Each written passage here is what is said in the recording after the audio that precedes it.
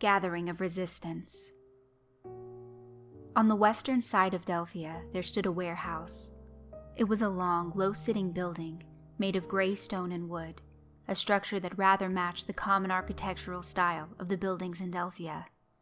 It was constructed a long time ago, built to house the unauthorized tools that came in with many of the city's new members. Before Madison's time as Grand Magus, it was heavily guarded, and the items stored within were carefully inventoried and cataloged. However, anyone who knew Madison would tell you that the man had taken new approaches to many concepts of Delphian citizenship. He'd been far more interested in amassing numbers than maintaining strict inventory.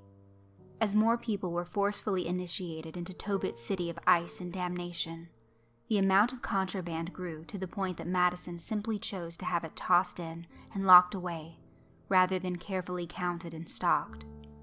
Madison's agenda of mass recruitment also required many of Tobit's most faithful to exist in the outside world, to lure and entice victims into performing the suicide ritual and opening the gates. Madison, always the titan of progress and industry, began to repurpose most of the contraband that came into Delphia. Everything from electronics, extra clothing, passports, and IDs. Madison had found a use for them all. In the end, the warehouse had become forgotten. Stored within it now was a lot of useless junk, mostly items from decades and even centuries gone by. The doors were long sealed shut, the guards no longer posted at its doors, and since the recent Derek Reynolds incident, all patrols were far more focused on the Mendez Gate, the main entrance through the Bannister Church. There were no shops or residences in that part of the city, so it came as no shock to any member of the Unwashed that it had been converted into a meeting place for their rebellion. At this very moment, there is much activity going on in the back of the warehouse. Situated behind stacks of huge crates, a small meeting area was carved out. It is here that the leader and his unwashed followers gather on specific nights to discuss important matters, always moving towards their goal to bring down Madison, Pinkerton, and the whole damned city itself.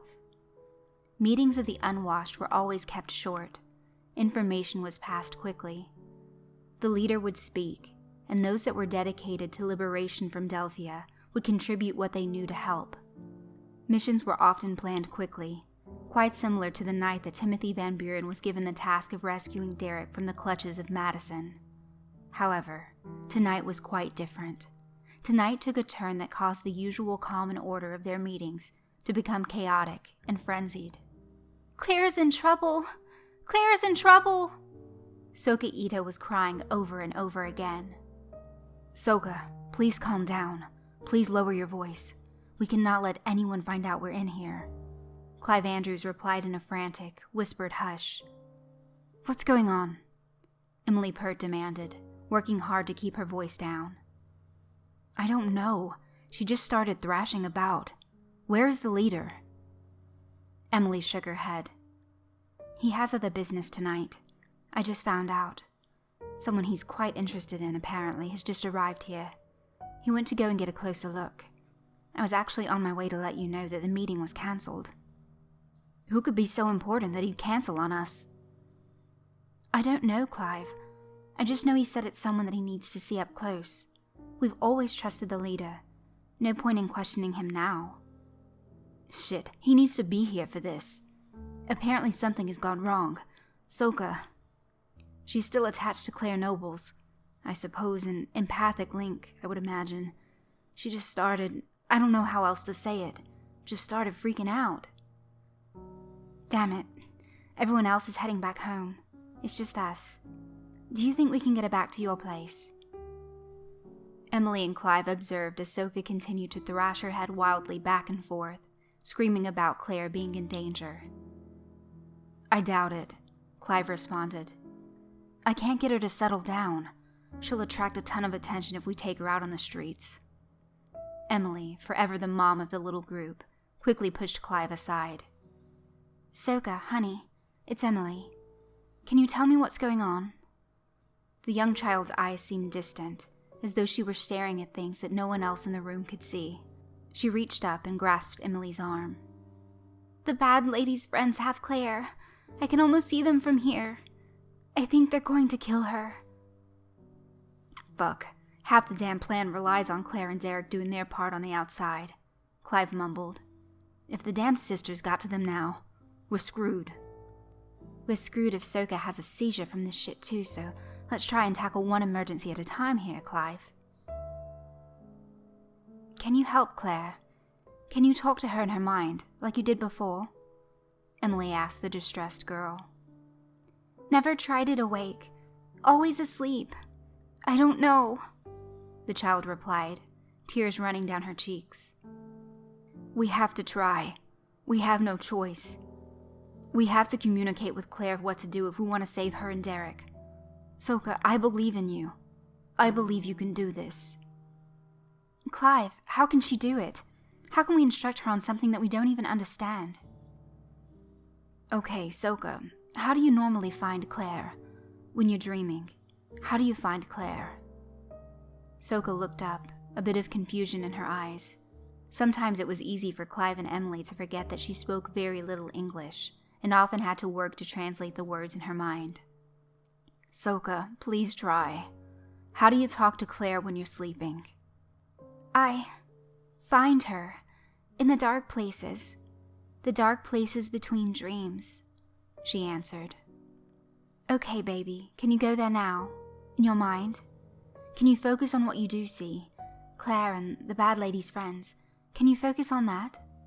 Emily asked, using a soothing, impatient tone. I'll try, but she's so far and afraid, the girl replied with a voice ripe with tears and childhood terror. It crushed Emily to be pushing the child so hard in this direction, but she was the only member of the Unwashed with such a gift. Without it, they have no link to the outside world. Sooka would have to do this, one way or the other, regardless of how guilty Emily might feel about pressuring her later. Do it, Sooka. Find the way. Find the way that works and get there. Get to Claire and tell her. Tell her what she needs to know. I'm scared, though. Sometimes bad things live in those dark places. Clive and I will be here with you the entire time, okay? We won't let anything happen to you. But right now, Claire needs you. Please. Okay, Miss Emily. Please keep me safe while I'm gone, Sooka begged. Strange words, but both Emily and Clive knew what they meant. Sooka would be gone, her mind cast out into the strange and alien places that existed between the very thoughts of mankind. But her body would be here, in the real world. Be brave, sweetheart, Clive soothed, kissing the child on her forehead. We will be here with you. Nothing will happen. Find Claire. Find her before it's too late. Sooka Ito closed her eyes, finally seeming to calm down. Her breathing became slow and methodic, a deliberate inhale and exhale that would assist her in getting her mind in the right frame to conduct the strange act of linking with someone on a psychic level.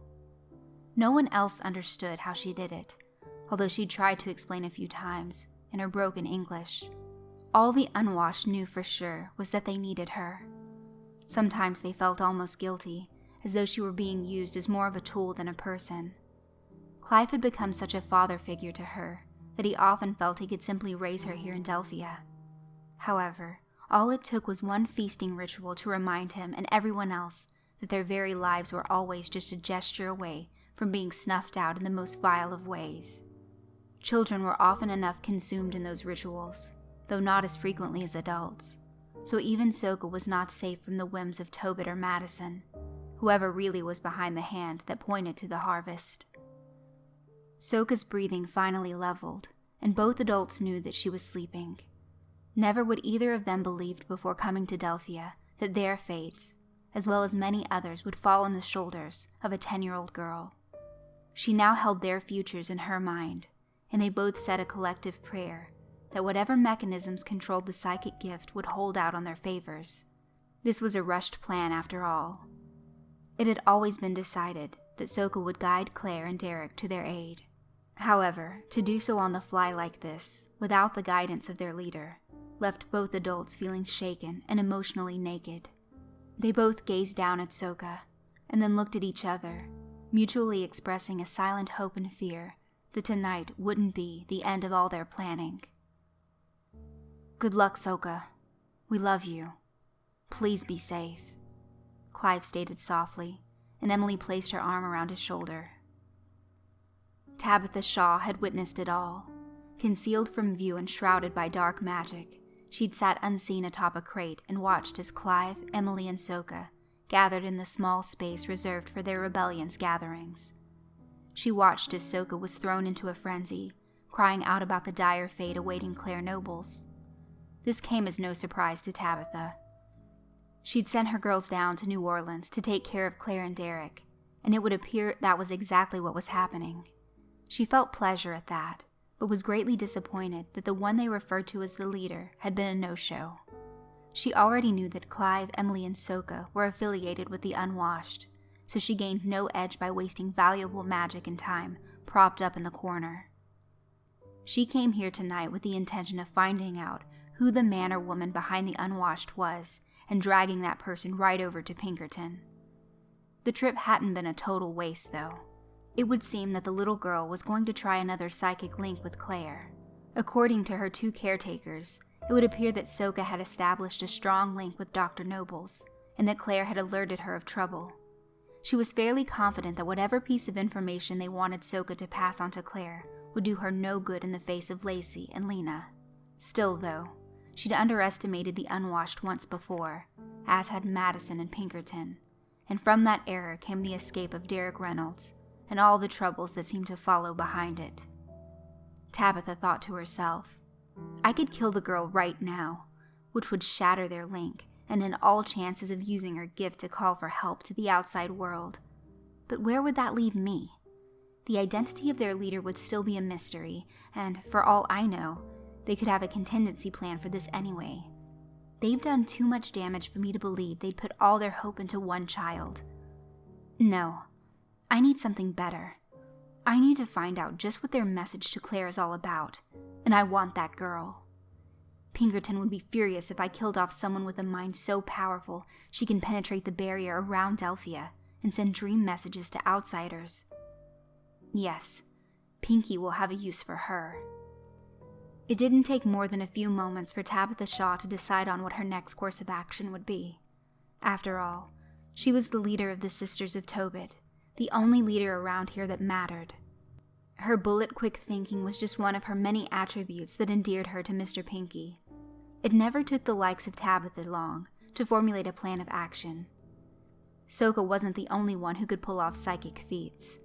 Granted, Tabitha had to rely on magic to gain the abilities that Sooka was born into, but a rose by any other name is still a fucking rose as far as the Sister of Tobit was concerned.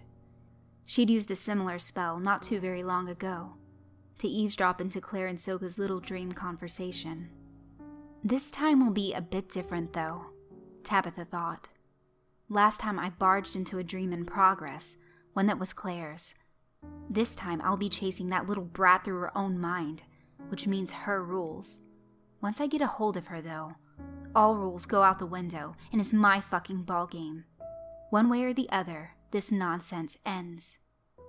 Much as Sooka had done moments before, Tabitha followed suit. She closed her eyes and slowed her breathing until she was fully relaxed.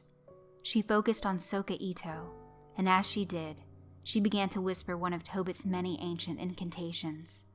As she fell asleep, a devious smirk rested on her lips. Tabitha Shaw was going hunting.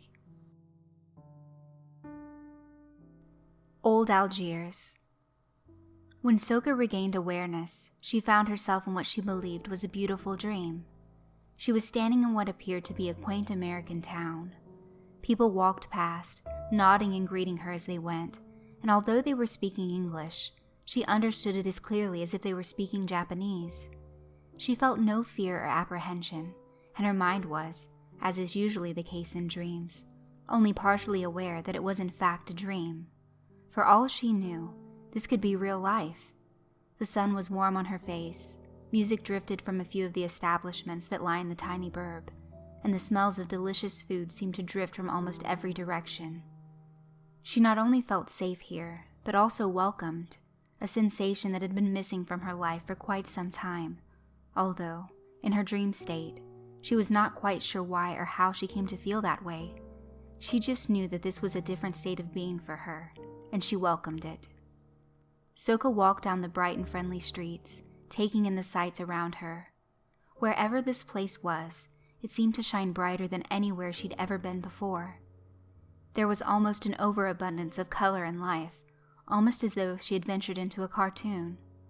Beyond just the general cheeriness of the place, there were other oddities that led her to believe that this was no town seated in the cold boundaries of real life. The people, for example, defied reality. While there was a good number of human families strolling about, Sooka also saw a lot of, well, best she could put it, animal people going about their business. She saw dogs and cats and birds, all with humanoid bodies, their faces morphed just enough to appear to be human-animal hybrids. She knew there was a word for this, something like anthro something or another, but she couldn't quite remember how to say it. Instead, she put it in terms that made sense to her. This place was like the show Tiny Toon Adventures or some other Bugs Bunny type world, a place where animals and people were just one big society. Sooka, feeling no fear or anxiety about her surroundings, decided to simply go with it, to soak it in and let her mind enjoy this odd, overly lit land where the nearest cop appeared to be a bulldog man, and she saw a weasel was in a cheap suit, selling used cars. It was a cartoon, sure enough, and Sooka, being a child, was quite welcoming to the change of pace. She couldn't quite remember where she'd been before arriving here, but she knew it was someplace dark, dull and cold, a place of fear and death. Perhaps if she was lucky, she could just stay here forever. She continued down the street, nodding and smiling at citizens that walked past her. They were all friendly. They all nodded back and usually had a friendly word or two. It was the delicious smell of fried food that actually stopped her in her tracks. She was standing in front of a small restaurant, the doors wide open. She looked up at the sign over the door, which read, Uncle Al's Cajun Camelot. She'd never had Cajun food before. She had only heard of it from her parents? Sooka wasn't sure if she had parents. Nothing came to mind, but she did recall hearing that Cajun food was legendary for its spicy flavors and rich seasonings. She imagined that if she did have a mother, she'd likely be denied the chance to try such cuisine. She could almost picture the woman, sitting there refusing to let her order the dish, stating that Sooka would find it too hot and waste it, essentially wasting their money. In her dream state, Sooka had no idea that this actually had happened during their trip to Connecticut a few years ago. It hadn't exactly been Cajun food, but rather a restaurant that served a variety of hot dishes, including some Louisiana-inspired courses. Sooka had begged to try the gumbo, and her mother had promptly denied her, insisting she order something along the lines of chicken tenders. However, on this day, wherever she was, Sooka had no strict mother to tell her yes or no when it came to ordering food. She found herself on her own and was enjoying the freedoms that came along with it. On that note, she decided she would indeed treat herself to whatever it was that Uncle Al was serving up inside his Cajun Camelot. Sooka entered the restaurant and found that she was the only customer at the moment. The place was decorated in various southern themes. The tables were all wooden, almost like picnic tables. Apparently, people were allowed to carve their own sentiments into the tops of these, and Sooka was determined to read them all at once, and sat down to eat. There was a style of music coming from the speakers mounted to the walls, a style that was called Zydeco, although Sooka had no way to know this. It sounded happy, though, full of good cheer. A fiddle, perhaps, accompanied by an accordion, and, of course, a man singing along, shouting out his excitement between the verses. She almost found herself dancing along with it, until a booming voice filled the room and caught her attention. "Welcome to Uncle Al's Cajun Camelot. My name be Albert T. Gator, but y'all can just call me Al. Go ahead there and look over that menu. Y'all let me know when you find something that you like," the loud, friendly-sounding voice announced. Sooka looked up in the direction of the voice, but saw that it had come from a back room. She saw a large shadow spilling from the door, but the body that owned the shadow was still hidden away. "Okay, Uncle Al," she replied in a chipper, excited tone. She grabbed a menu and looked it over. The menu contained a lot of stuff she'd never eaten before, and a few things she had. Red beans and rice with smoked sausage seemed to be the most popular dish. She also saw jambalaya, which was something she'd heard of but never actually seen in real life. There was gumbo, the forbidden dish from her days in Connecticut, boiled shrimp and crawfish, and lots of other items she'd never heard of and was almost afraid to ask what they might be. Cracklins, boudin, and something called tripe. She decided to stay away from such mysteries and stick with something simple, like chicken tenders. "Uncle Al, I'm ready," she shouted towards the kitchen. "Alrighty then. What's it going to be?" the booming voice replied, as the owner of that voice slowly walked from the back kitchen area. Sooka was not at all surprised to see that Uncle Albert T. Gator was, in fact, an enormous alligator walking on 2 legs, wearing kitchen whites and a tall chef's hat on his green, scaly head. Al walked out with the ease and distraction as any longtime restaurant worker might, until he laid his eyes on a singular customer of the hour. Sooka was shocked when the huge reptile dropped to one knee and bowed his head. "Lady Sooka, that be you. That really be you right here in my humble joint, and I do thank you deeply for gracing me with your presence. Thank you deeply indeed," he sputtered in his unusual yet charming speak. Sooka blushed and took a moment to take in the scene unfolding before her. This man, who must have stood over 7 feet tall and probably weighed over 500 pounds, was in fact bowing and referring to her as if she were royalty. Of all the strange and wonderful sights she'd seen this day, this one truly was the strangest. "I think you have me confused with someone else. I'm certainly not anyone to bow to," she informed Uncle Al, who continued to display himself before her. "Oh no, my dear. You Lady Sooka as I live and breathe, so would say my mama and her mama before her. That's you in the flesh, Lady Sooka." "I'm still so confused. Honestly, I don't even know where I am right now. I just sort of woke up here." "Oh, that's okay, my dear. I can do the telling to help get you to understand a little bit." "Fine, just please, stand up." Uncle Al followed the command promptly. "Okay, dearie. Look here. This place right yet now, this place here's sort of your own world. You done made this. Don't you know that? This sort of like your imagination, if it done come to life." I don't quite understand." "You gotta focus on that part. See here, this place like a journey, you know. They says you come here to get something right. That's what my old mama say anyway. They always say you're gonna come out through here and need to travel. You gotta get to someone important, someone that can set some things right out there in the real world." Sooka struggled to understand this, because it almost made sense. She could almost feel some part of it trying to come together, but somehow, it just wasn't ready to fit yet. She knew that talking animals weren't real. She knew that much. However, it all seemed so real, and she had no idea how she got here or where she was before. Uncle Al said he was here to help, but she didn't even know exactly what types of questions to ask him. She felt herself becoming annoyed with the entire situation. "Well, what am I supposed to do here? If I am supposed to be here on some sort of journey, why don't I know what to do?"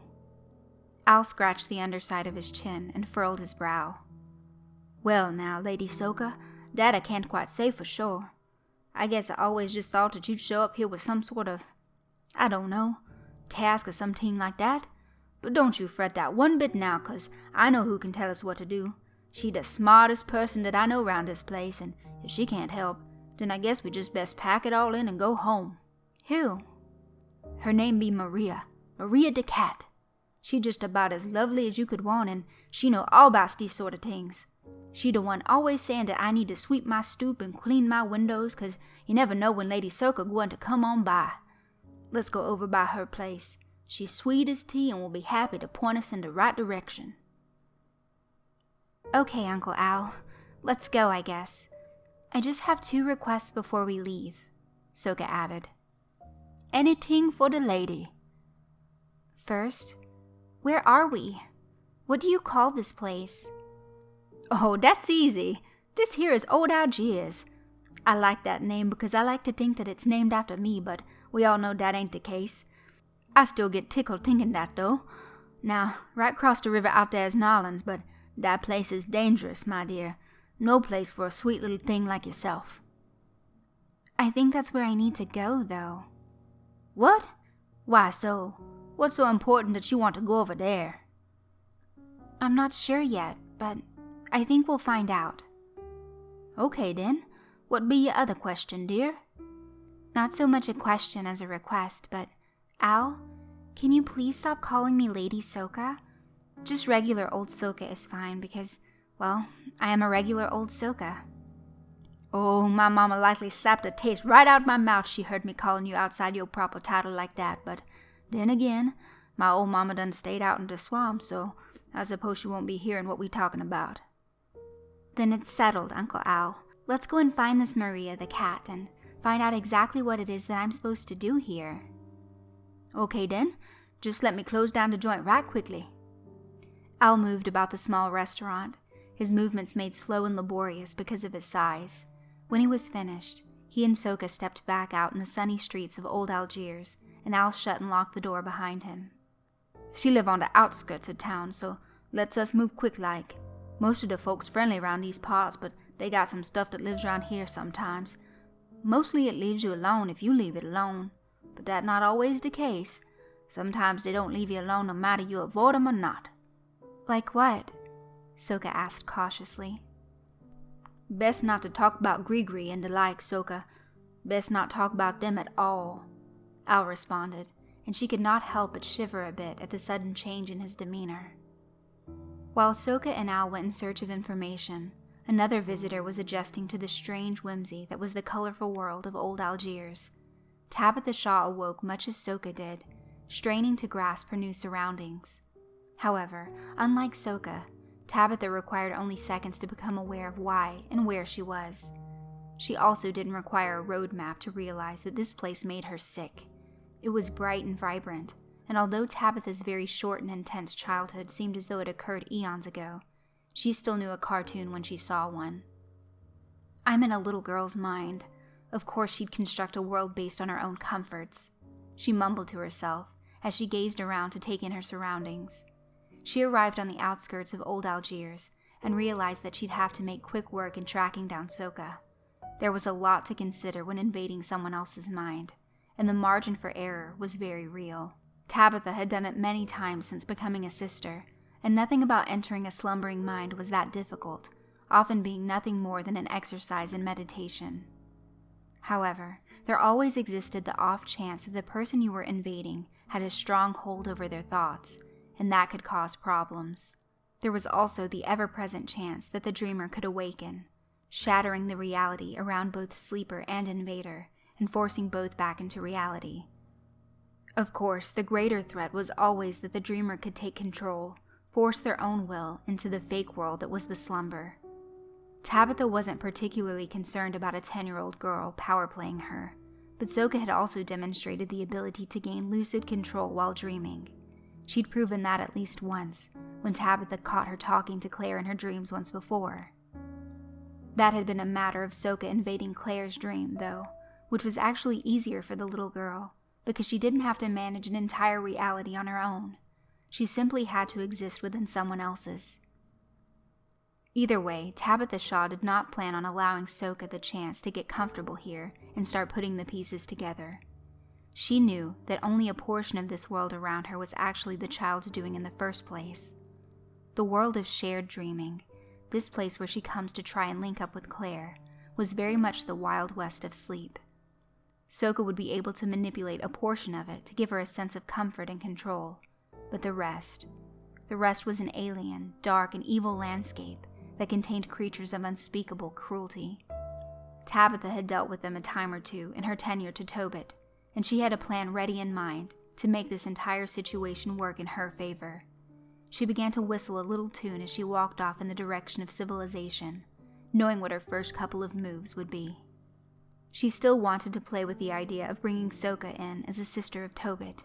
The opportunity was almost too good to let it slip by.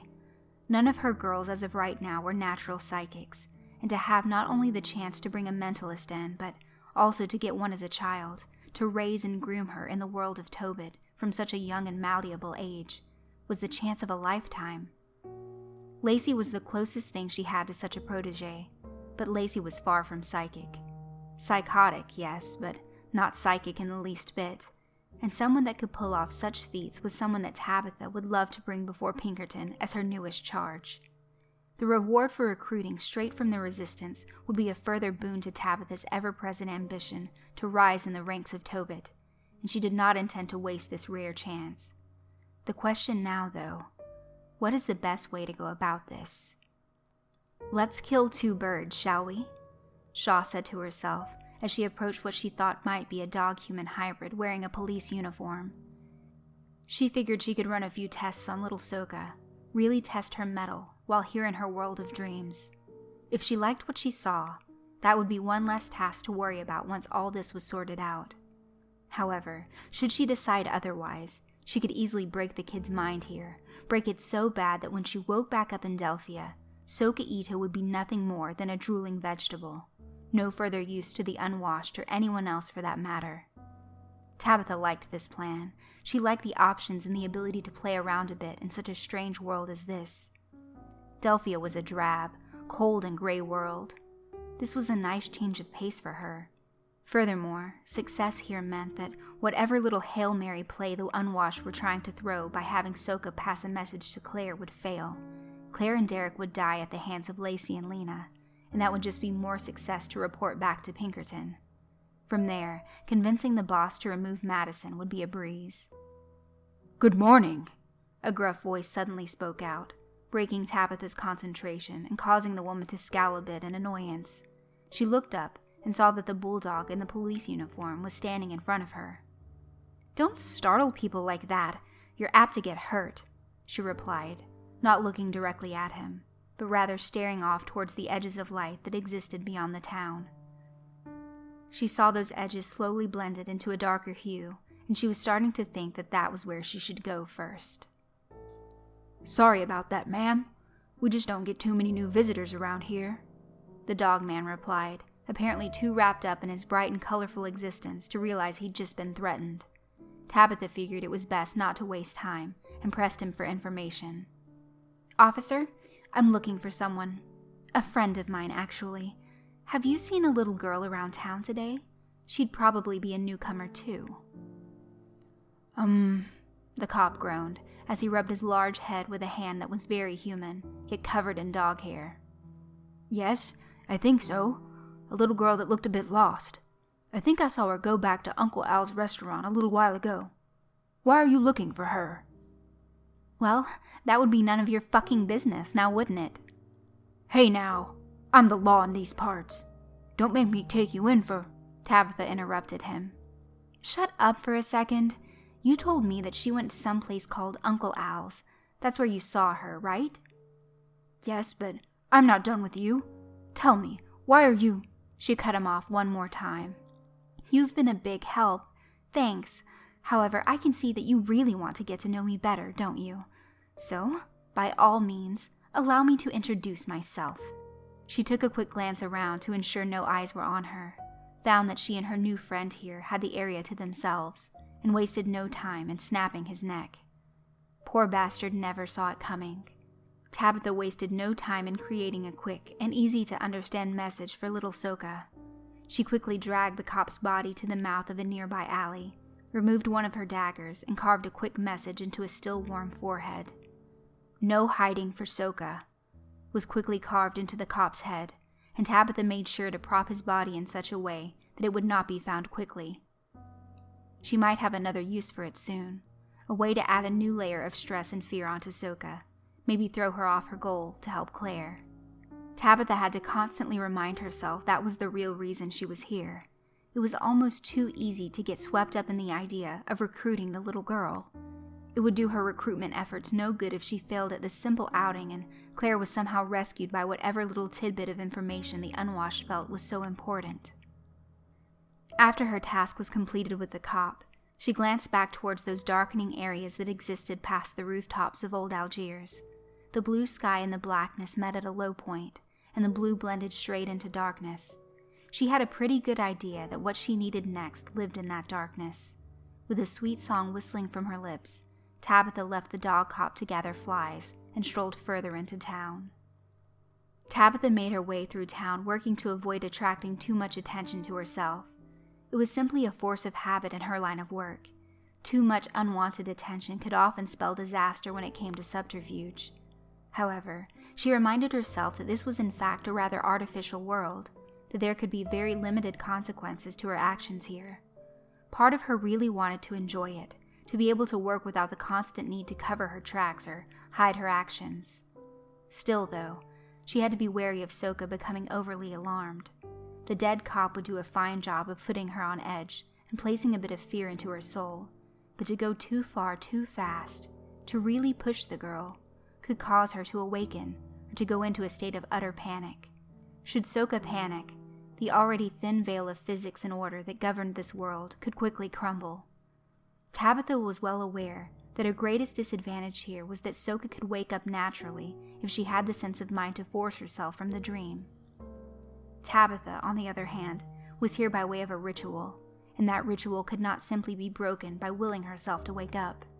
She'd heard from others that dabbled in such practices that becoming trapped in someone's broken dream world was akin to finding yourself in the very pits of hell. All reason would collapse, and the entire landscape became a frenzied madness. Plus, those evil things that were known to dwell in the dark places beyond the sky, the very things that drew Tabitha towards them, could be reduced to pure chaos, no longer bound by the trappings of pseudo-reality. That could cause a problem as well. So, Tabitha decided, for the time being, she would play carefully with Sooka's fragile little mind and ensure that the effects of the ritual were worn off before she made any big moves against the girl. She'd want an escape plan should this place decide to turn on its head and go apeshit.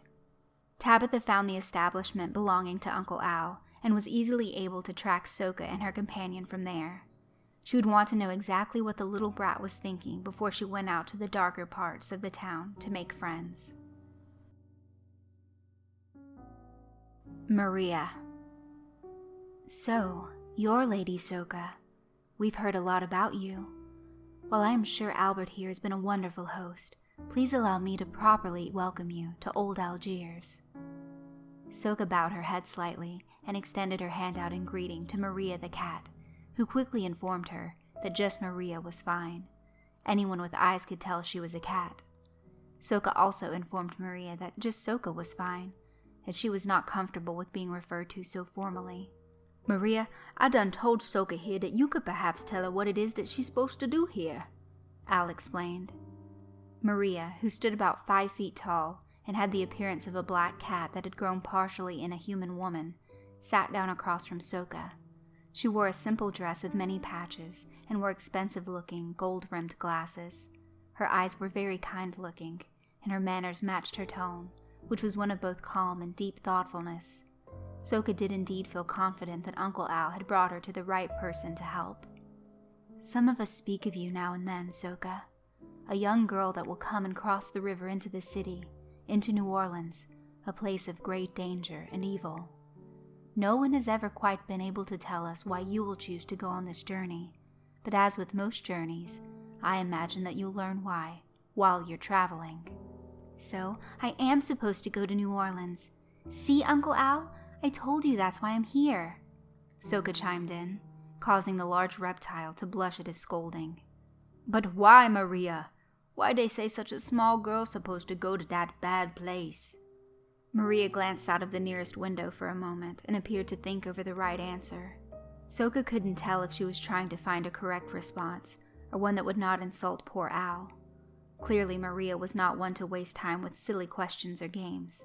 That much was clear. Some say there is a great evil over there, Maria began. Others say that there is a woman. They call her the Maiden of Knowledge. They say that she holds within her the key to destroying the empire of an evil tyrant, but she is being held against her will by evil witches. That legend is rather silly, though, if you ask me. No, I think you might be right, Maria. I sort of have... I don't know how to really say it. Like, an inkling of why I came here. It does have something to do with New Orleans, and I think, just maybe, I am supposed to go and see a brilliant woman. I think I'm supposed to tell her something, like a clue, or maybe a magic word. Something that will help her, but I can't remember anything else." "Then perhaps what Maria be saying is the truth, Sooka. Perhaps you was supposed to go there and meet this Maiden of Knowledge, as they call her. You go there and give her that magic word. I bet that would solve all sorts of problems. A magic word is powerful juju. Sometimes that's all you need to get rid of them baddies that be messing you down." "Tell me, why is New Orleans so dangerous now?" Sooka asked. "Well, my dear, this very land can be quite dangerous. Come over and look out this window, and tell me what you see on the horizon." Sooka followed Maria's instructions and peered long and hard out of the open window, studying the horizon carefully. "Now tell me, Sooka, what is it that you see at the bottom of the sky?" "Well, it's all blue until you get down towards the ground. Then it just turns dark. What is that?" "Bad things out there," Al mumbled to himself, causing Sooka to shiver a bit. Maria looked up, her blue cat eyes growing narrow in annoyance. "Ignore him, Sooka. He is a superstitious old fool, always has been. But in this case, he is right, although I wouldn't have quite phrased it that way for a small child. What you see out there is what we call the dark places, and in those dark live all sorts of nasty fellows. Goblins mostly, vile little boogers that like to scare people for no good reason at all.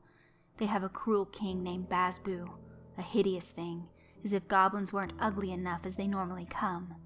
The legends say that out there in New Orleans, something bad happened, and the dark places spread out, allowing goblins and things worse than them to run amok over there. That's why we all stay here, in old Algiers. The blue sky stayed here, and the darkness out there doesn't creep in any closer than it already is. The goblins stay out in their dark, and we stay here where it's warm and bright. That keeps us all happy. New Orleans, though, it's almost all overrun with those nasty creatures, and we stay far away from them. But I think I have to go there, to find the Maiden. So does that mean... will I have to see the goblins?" Sooka asked, her voice almost quivering, either tears or panic close by. "See what you done did, Maria. You done yell at me for scaring the girl, and you go and tell that story, done got her all cattywampus now," Al scolded. "She needs to know. If she really intends to venture there, then she needs to know what lies over there. It's dangerous, Albert. You know as well as I do." Sooka placed her face in her hands and began to cry softly. "I feel so overwhelmed. I think I'm supposed to do something very important here, but I don't know how to do it or even where I need to go. I'm so scared. I just want to go home." "Look here, baby girl. I don't know too much. Old Uncle Al was blessed with a lot of teeth and a big appetite, but not too much in the brains department. But I do know you is an important girl. That what you supposed to do over there in New Orleans be buku important. So if you's going down there to that bad place, then let me comes with you. I ain't that smart, but they tell me I'm just dumb enough to be brave and just strong enough to be useful. So, with your permission, I would like to come with you over there. I'll keep you real safe. Don't you fear nothing about that." Sooka still buried her face in her hands, but Al's words did seem to calm her a bit, as her soft sobbing seemed to quiet. Maria huffed and gave Al another annoyed look. "Well then, if Albert here is going to provide the brawn, then I suppose it only makes sense if I come along and provide a degree of brains, not to mention a chance to accompany the famed Lady Sooka on our prophetic journey would be a nice change of pace from sitting around here all day watching Al stuff his face. So, Sooka, if you would have me as well, I think Al and I can assist you on this journey." Sooka felt her spirits rise at the idea of having companionship on her quest. In fact, it made her feel a lot better about the entire situation. She still had no idea exactly where to go, or even how to get there, but at least she wouldn't have to do it alone. She sniffled hard and wiped her eyes, and when she looked up at Al and Maria, a giant alligator and a no-nonsense cat, she actually felt herself smile a bit. These were her friends, her team. So, how do we even get to New Orleans from here? Sooka inquired. Oh, that's easy. The ferry take you across the Mississippi right to the port side, right to the heart of the city, Al stated, feeling pleased to be able to contribute a correct answer. It took less than a second for Maria the cat to correct him, though. It's not easy, Albert. The ferry is dangerous. They say that a devil man captains that ferry, an evil one if there ever was. Thaddeus the Pink is what they call him, a man who lures you with his charm, but dispatches you with his wicked thoughts. They say that he engages you, draws you in, and then when you are least expecting it, he pulls your very soul from your body and throws it into the fire that powers his ferry. Al noticed how Sooka cringed again and quickly spoke to extinguish that fear. Now you just stop that, Maria. You already done scared this girl once before, now you acting like you want to do that again. Al looked over at Sooka and took her tiny hand in his giant one. Look, ain't never been no gree man alive that could scare old Uncle Al here. This here Thaddeus the Pink don't sound like nothing no way. Who ever heard of a gree man that take his victims with charming conversation? Gree man all about hoodoo dolls and hex boards. They ain't out to make friends with ya. Plus, even if this pink man do decide he want to play tough, I got a whole lot of teeth say he gonna be just as gentle as a pussycat. Ahem, Maria abruptly interjected. Not all of us pussycats are exactly gentle, Albert, but I see what you mean. It is a rather silly legend, I suppose. Plus, there never has been a man alive, devil, gree or otherwise, that could best Maria the cat in a verbal joust, so, sure, why not? Let's try the ferry. Sounds like we got ourselves a plan, didn't y'all? But let's go back to my place first. Al chimed in. Whatever for? Maria asked. What else? For some lunch. The Shaw Sisters and the Shack. Tabitha heard all of this as she crouched outside of Maria's window. Sure, some of it was a bit mumbled, but over the years, Tabitha has learned how to glean much of a conversation from the parts where people simply felt the need to raise their voices. She would have to act quickly if her entire plan were to come together, as even while she listened to Sooka and her companions go on and on about their trip to New Orleans, she'd also been brewing her own scheme. She wanted very badly to gently test Sooka while here in her mind, to see how she responded to things in her rawest form. It would be a great test to see how she could perform later, possibly as a sister. She wanted to see just how much the likes of little Sooka Ito could control her mental abilities, and what better place to test someone's mind power than within their own mind.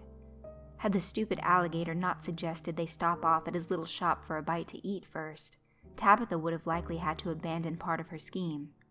However, she felt comfortable now that if she acted quickly enough, she could still pull it all together.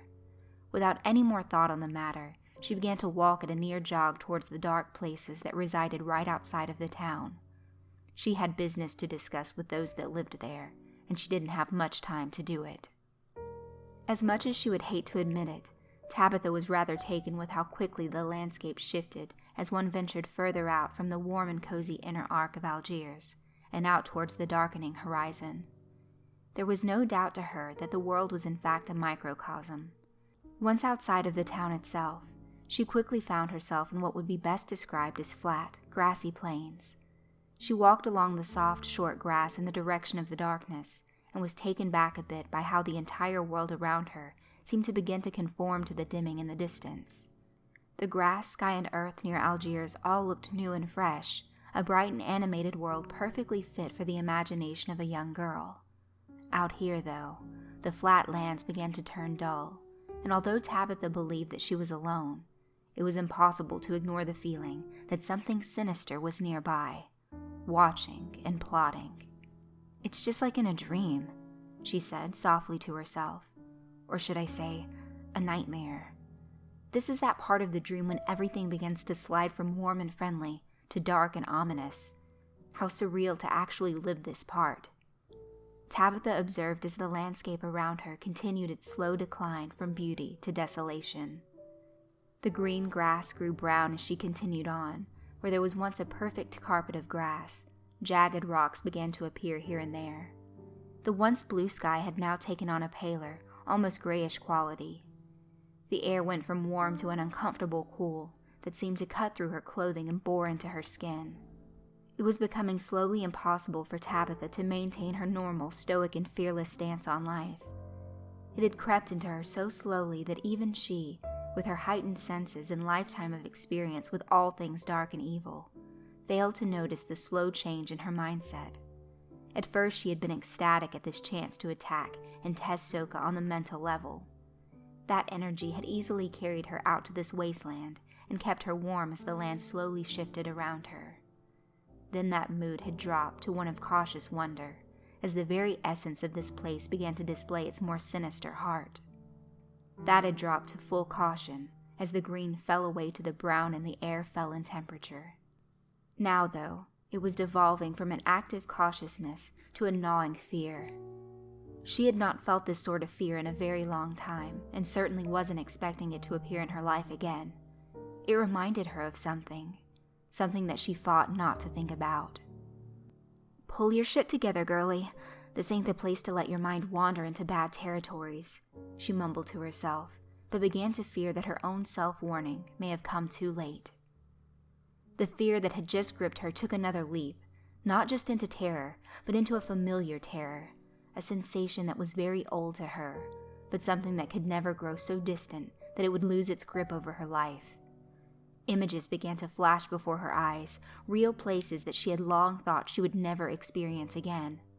The farm, her tiny, bland and desolate bedroom, the dinner table where she and her sister sat in constant terror as they forked their meager dinners into their mouths. Her parents, watching, waiting always for the slightest error, scraping the fork on the plate, chewing with her mouth open, squeaking a chair leg, or perhaps the vilest of her parents' many forbidden actions, speaking out of turn. For just a moment, Tabitha could have sworn she was at that table, in that tiny house on the farm in Montana, miles away from anyone. For just a moment, she felt the uncomfortable heat on her neck that was always present in the summer. The tiny light that hung over the dining room table, how it cast such a hopeless little glow. The walls of the house, all wood and paneled, all dark. The thick curtains that were always drawn, keeping out any sunlight. The tension she and her sister, Celine, would feel as their parents watched and waited. If a mistake was made, an elbow on the table perhaps, they might get lucky and only receive a beating on their legs or back. However, the worst offenses could result in a visit to the shack. She remembered the shack in ways now that she'd never done before. The place was tapping into her fear and making it all real. The shack, a tiny building that sat behind their home. Before plumbing had been installed, the shack served as the Shaw family outhouse. Once they'd received indoor plumbing, though, her father had gone and cleaned it out, removed the toilet, and turned it into something far worse. He'd covered the hole and replaced it with a floor. The floor, however, had many holes drilled into it. He dug a hole connecting the septic pit to an outside opening. When Tabitha or her sister misbehaved in a way that he or his wife felt warranted a visit to the shack, he devised a system of punishment that made full use of the former shithole. The offending girl would be locked inside for any varying amount of time. It could be hours or even days, depending on her parents' mood. All sorts of horrible things had been fed into the hole.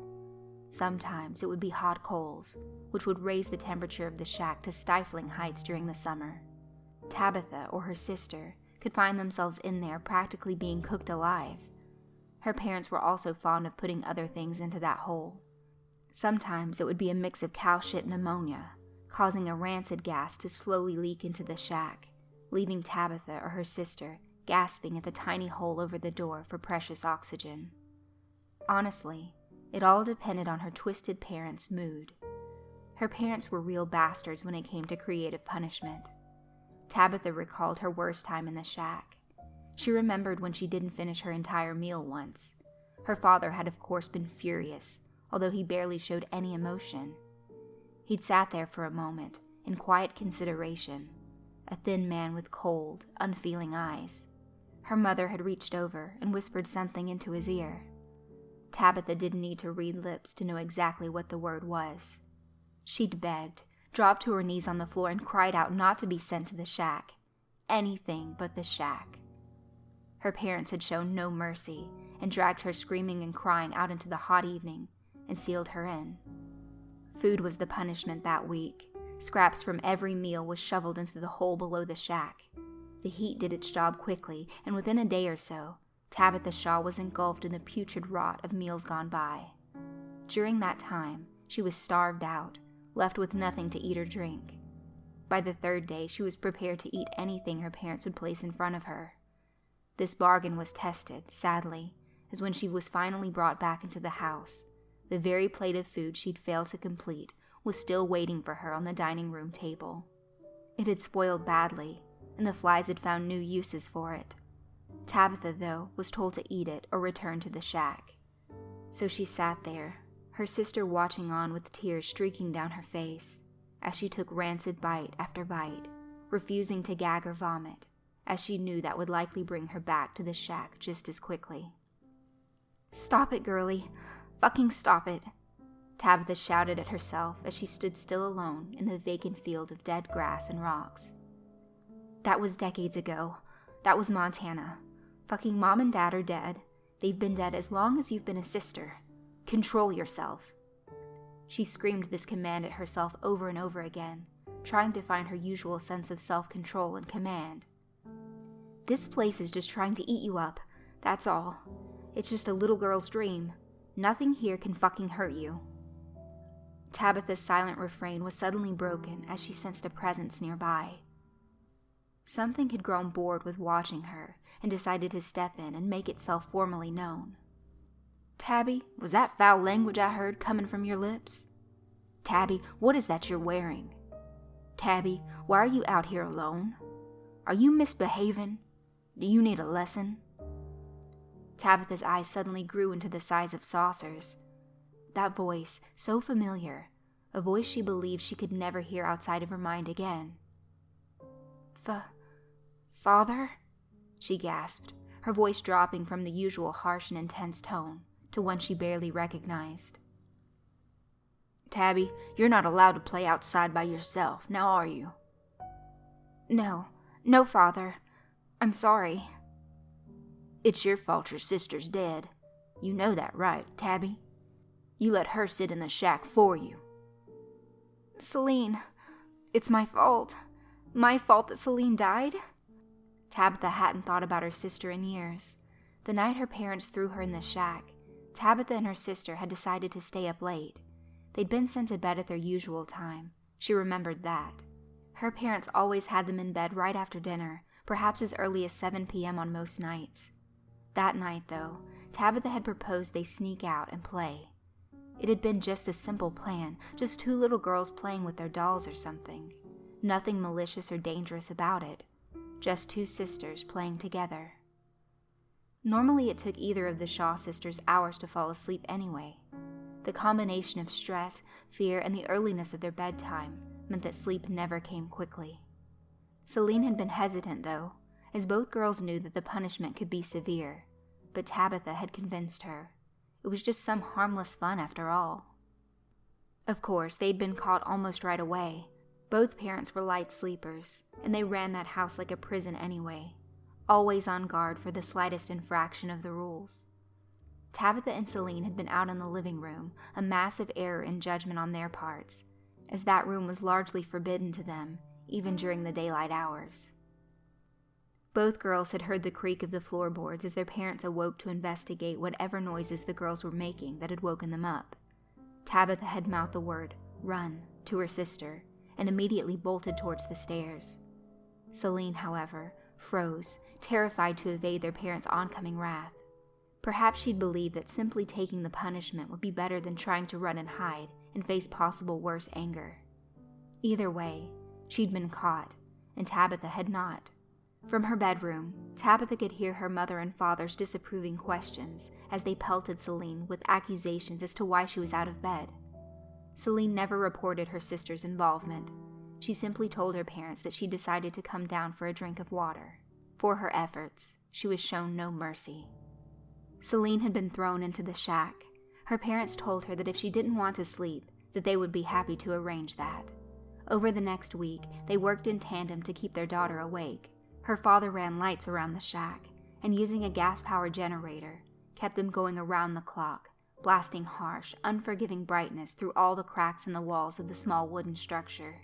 Every hour or so, he or his wife would go out and beat pots and pans around the shack, or run a water hose through the small moon-shaped window and douse their daughter in cold water. Paper and wood were burned in the hole beneath the shack, filling the place with smoke and heat.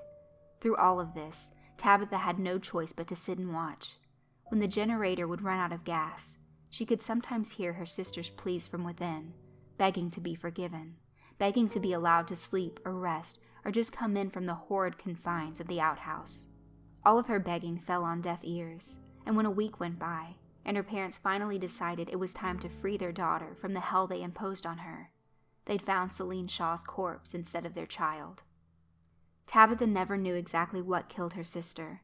It was likely a combination of things: the constant emotional torture, the lack of sleep, the lack of food and water, or the smoke inhalation. Or perhaps she'd just been a young girl, barely a teenager, that had been put through a lifetime of tortures and terrors, the likes of a POW camp. Celine had tried to hang on, but in the Shaw house, everything was eventually a matter of the shack. If the shack allowed you to leave, you got to suffer another week or two before her parents found a reason to put you back in there. This time around, the shack had decided that Celine Shaw had lived long enough. "That was your fault, Tabby. You know that, right? You told your sister to stay up and play even though she told you it was against the rules. You didn't care though, did you? You wanted to break the rules and left your sister to take the blame." Tabitha looked down at her boots for a moment. "I'm sorry, Celine. Sorry that I left you there. I was weak back then. Just a weak, scared little girl. But I got them back for you. I promise you that." "What was that, Tabby? Are you talking back again? Have you still not learned your lessons? Maybe you need some time in the shack now. Is that what I'm hearing from you? Perhaps a week or two in there to help you focus in on the rules in this house." Tabitha ignored this, and instead placed her mind in a better place. She had paid her parents back, with a little help from a friend. Celine had been buried in the family plot, a small cemetery located a dozen or so miles from the Shaw farm. No one asked questions either. This was backwoods Montana after all, where a family's personal business was just that. There were no police to come out and ask why or how their teenage daughter had died. When her father told the sheriff and the coroner that they just found her dead, they were believed. Perhaps if that sheriff had done his duty, brought Tabitha to a safe place and questioned her alone, promised to remove her from her parents' custody, perhaps then things would have gone differently. However, there had never been any questions. All the local authority believed exactly what Herman and Doris Shaw told them, that they'd simply found their daughter dead in the remains of their old outhouse. She was buried. Her parents did not mourn. They returned home, and Tabitha was placed immediately in the shack. "You had to learn your place, Tabby." "Why did you put me in the shack after the funeral, Father? What offense had I committed?" "You were born, Tabby. Born wild. Your mother and I could always see it. You needed to be broken." They failed to break her, though. Tabitha spent days in the shack after Celine was buried, for reasons never given. Perhaps her parents simply hoped that she would die in there too, and they could be rid of both their children. Tabitha didn't come back from the funeral the same way she left to attend it. She was colder now. With Celine gone, she had nothing to protect, nothing to concern herself with. It was just her and her evil parents out there in the middle of nowhere. The sheriff had proven that no laws existed here, not for Tabitha or Celine. There was no protection for her, and slowly, Tabitha began to realize the other side of that coin. If there was no protection for Tabitha Shaw, there would be no protection from Tabitha Shaw. She went into the shack almost smiling. During her time in there, she focused her hatred. Her parents were monsters. They'd killed her sister, her only friend. They didn't feel remorse or guilt for their actions either. They blamed Celine for her own death, or perhaps they blamed Tabitha. Either way, she didn't care anymore. As the heat baked her inside of the small structure, she allowed her mind to melt and warp, to go into the scary and forbidden places. They contemplated murder. She wanted to see her parents suffer as she and Celine had for so many years. She abandoned the shallow love that she'd always been told God or Jesus or whoever the fuck bestowed on her. There was no God out here at the Shaw farm. There was only the shack, and it was a cruel and unforgiving God if there ever were one. She felt her restraints pop one by one. Before Celine's death, she'd been afraid to even think bad thoughts towards her parents. Now, however, she found herself practically bathing in them. She wanted out of the shack for no other reason than to get her revenge, and to enjoy every second of it. It was on the 5th night, as she lay inside the shack, half dead from thirst, crippled from hunger and heat, when a midnight visitor came to the Shaw property. She had been lying there one moment, falling in and out of sleep, exploring this new hatred and allowing that to provide her with nourishment, when she suddenly felt the presence of another in the tiny confines of the shack.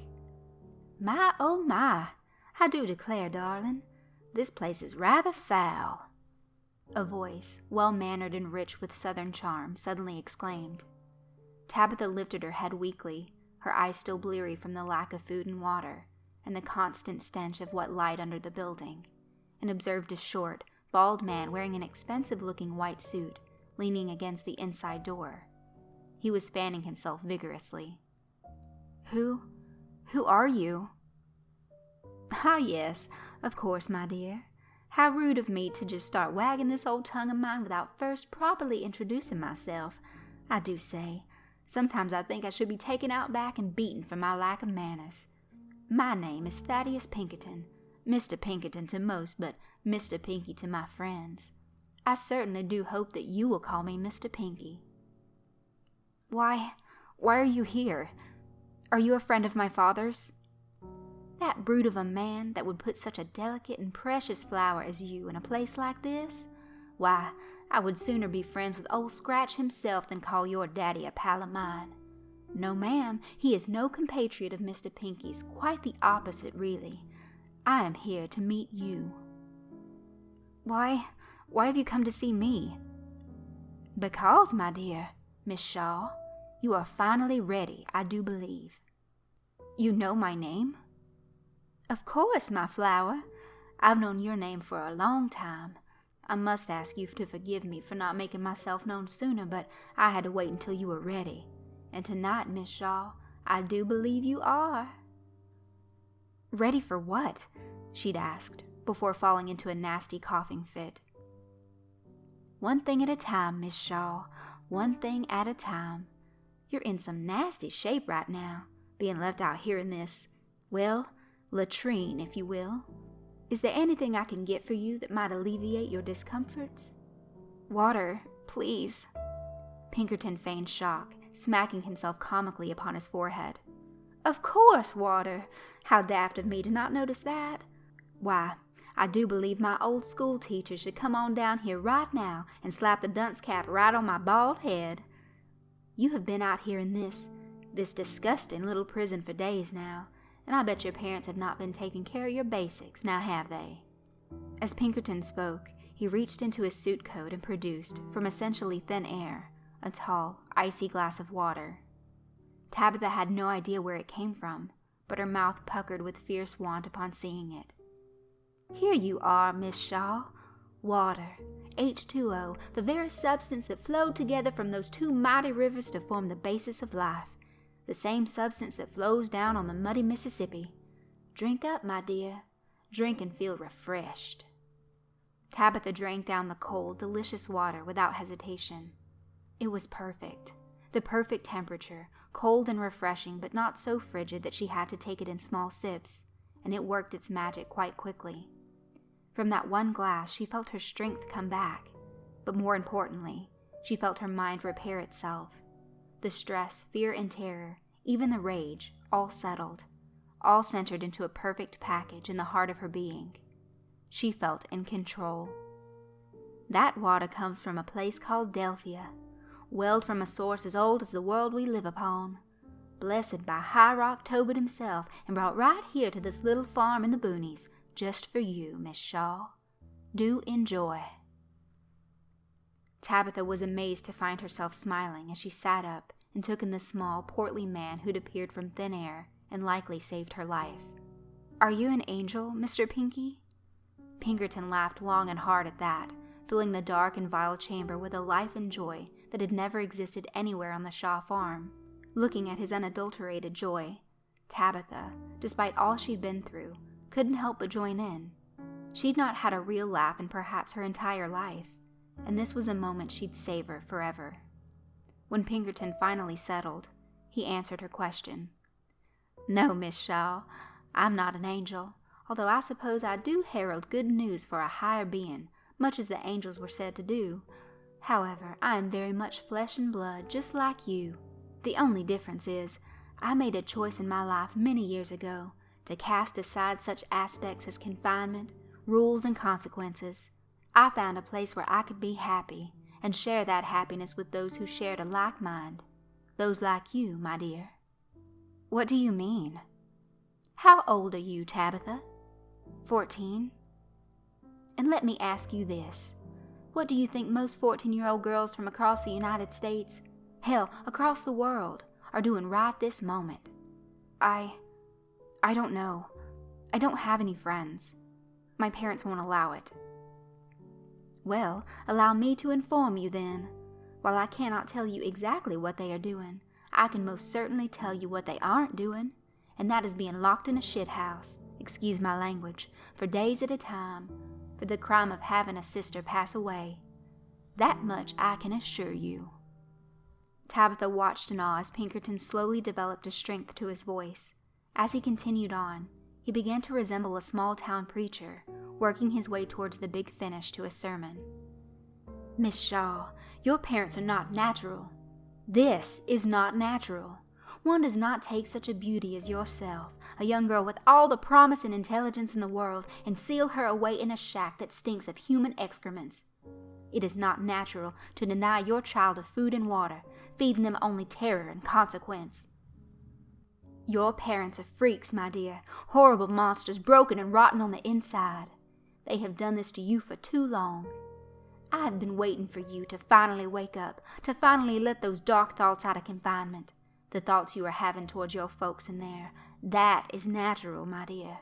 You are better than this. You are beyond this. And for you to allow it for even one more second, that, my dear, is the real crime." "I don't understand any of this. What is it that you're saying?" "Quite simple, Miss Shaw. You've finally woken up.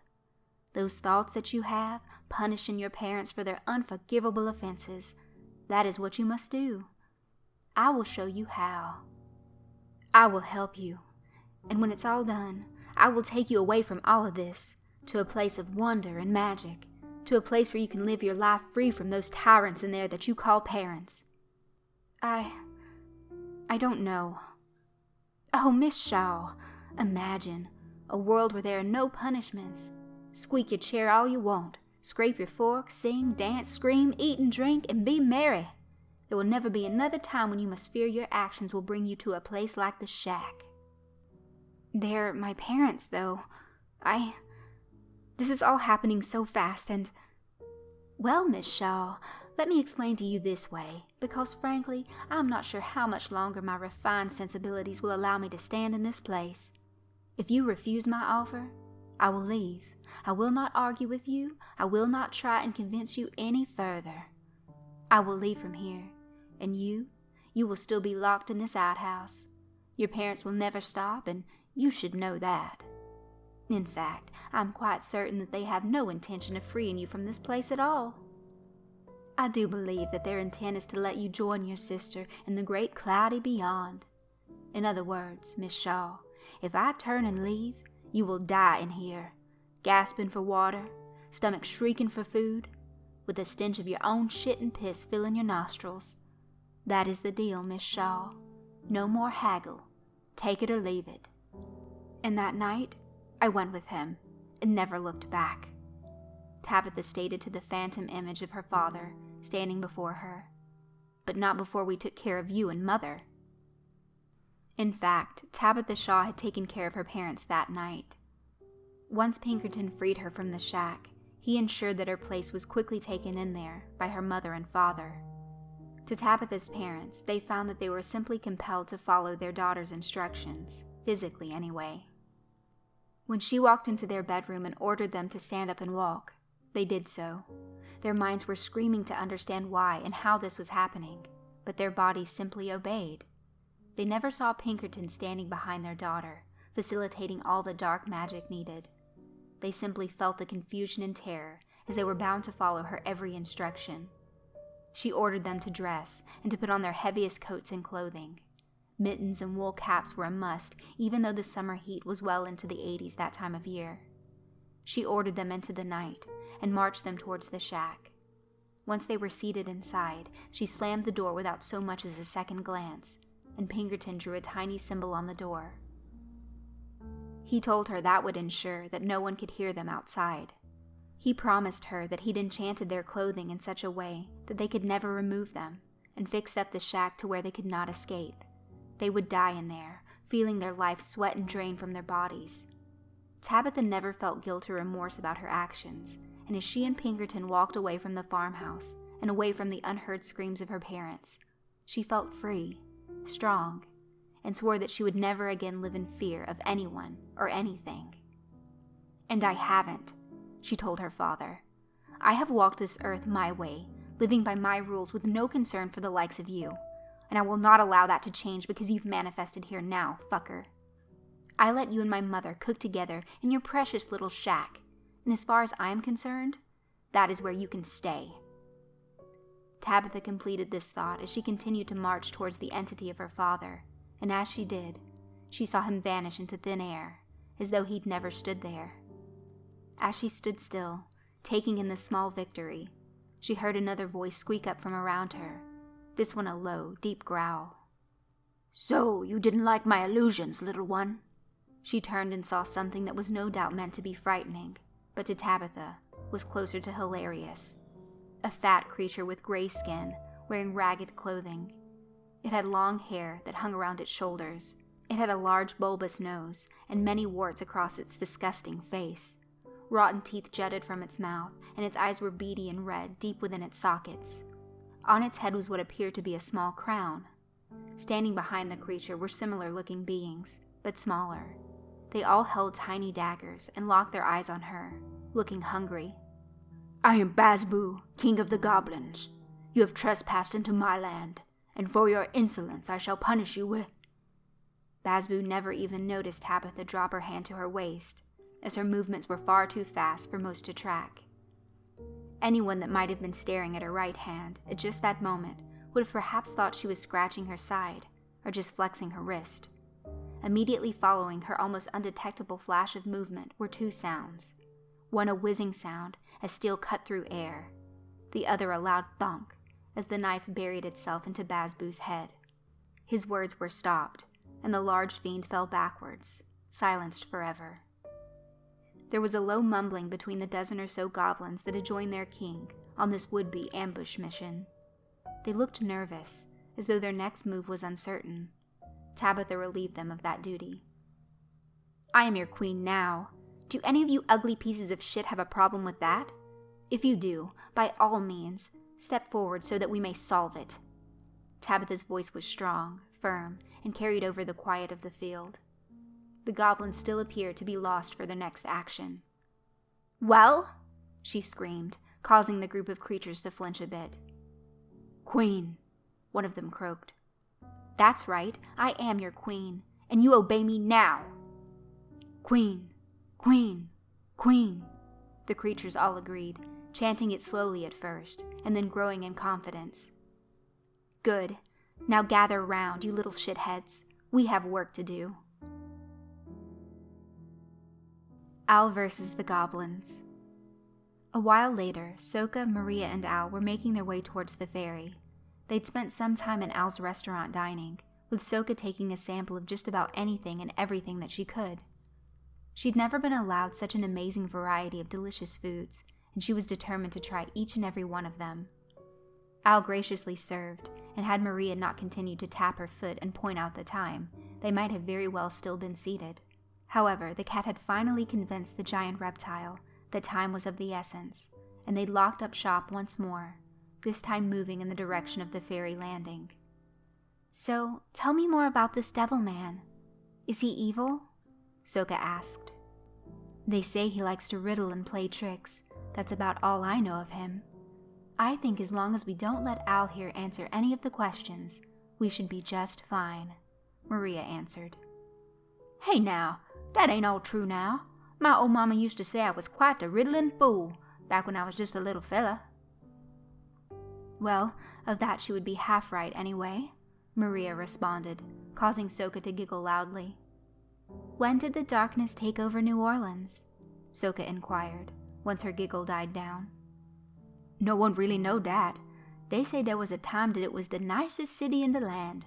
People there was just happy folk, going about the business and the likes. Then they say the darkness spread. Maybe it was the work of them two witches, what say hold the maiden hostage. Or maybe it was the goblins. They might have taken the place over. Goblins? Not likely, Albert. Goblins are stupid, and that king of theirs, Basu, he's just the fattest of the fools.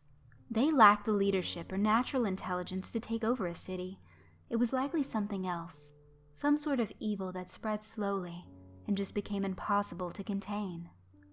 How does evil spread slowly, though? I mean, why didn't anyone stop it? You know what my mama used to say, Sooka? Al interjected, causing Maria to roll her eyes. My mama said that evil started when you got sad. Me? Sooka asked. Yeah, you remember when we first met, I bowed down to you, told you that sort of made all of this? Well, that's how the story go, at least according to my mama.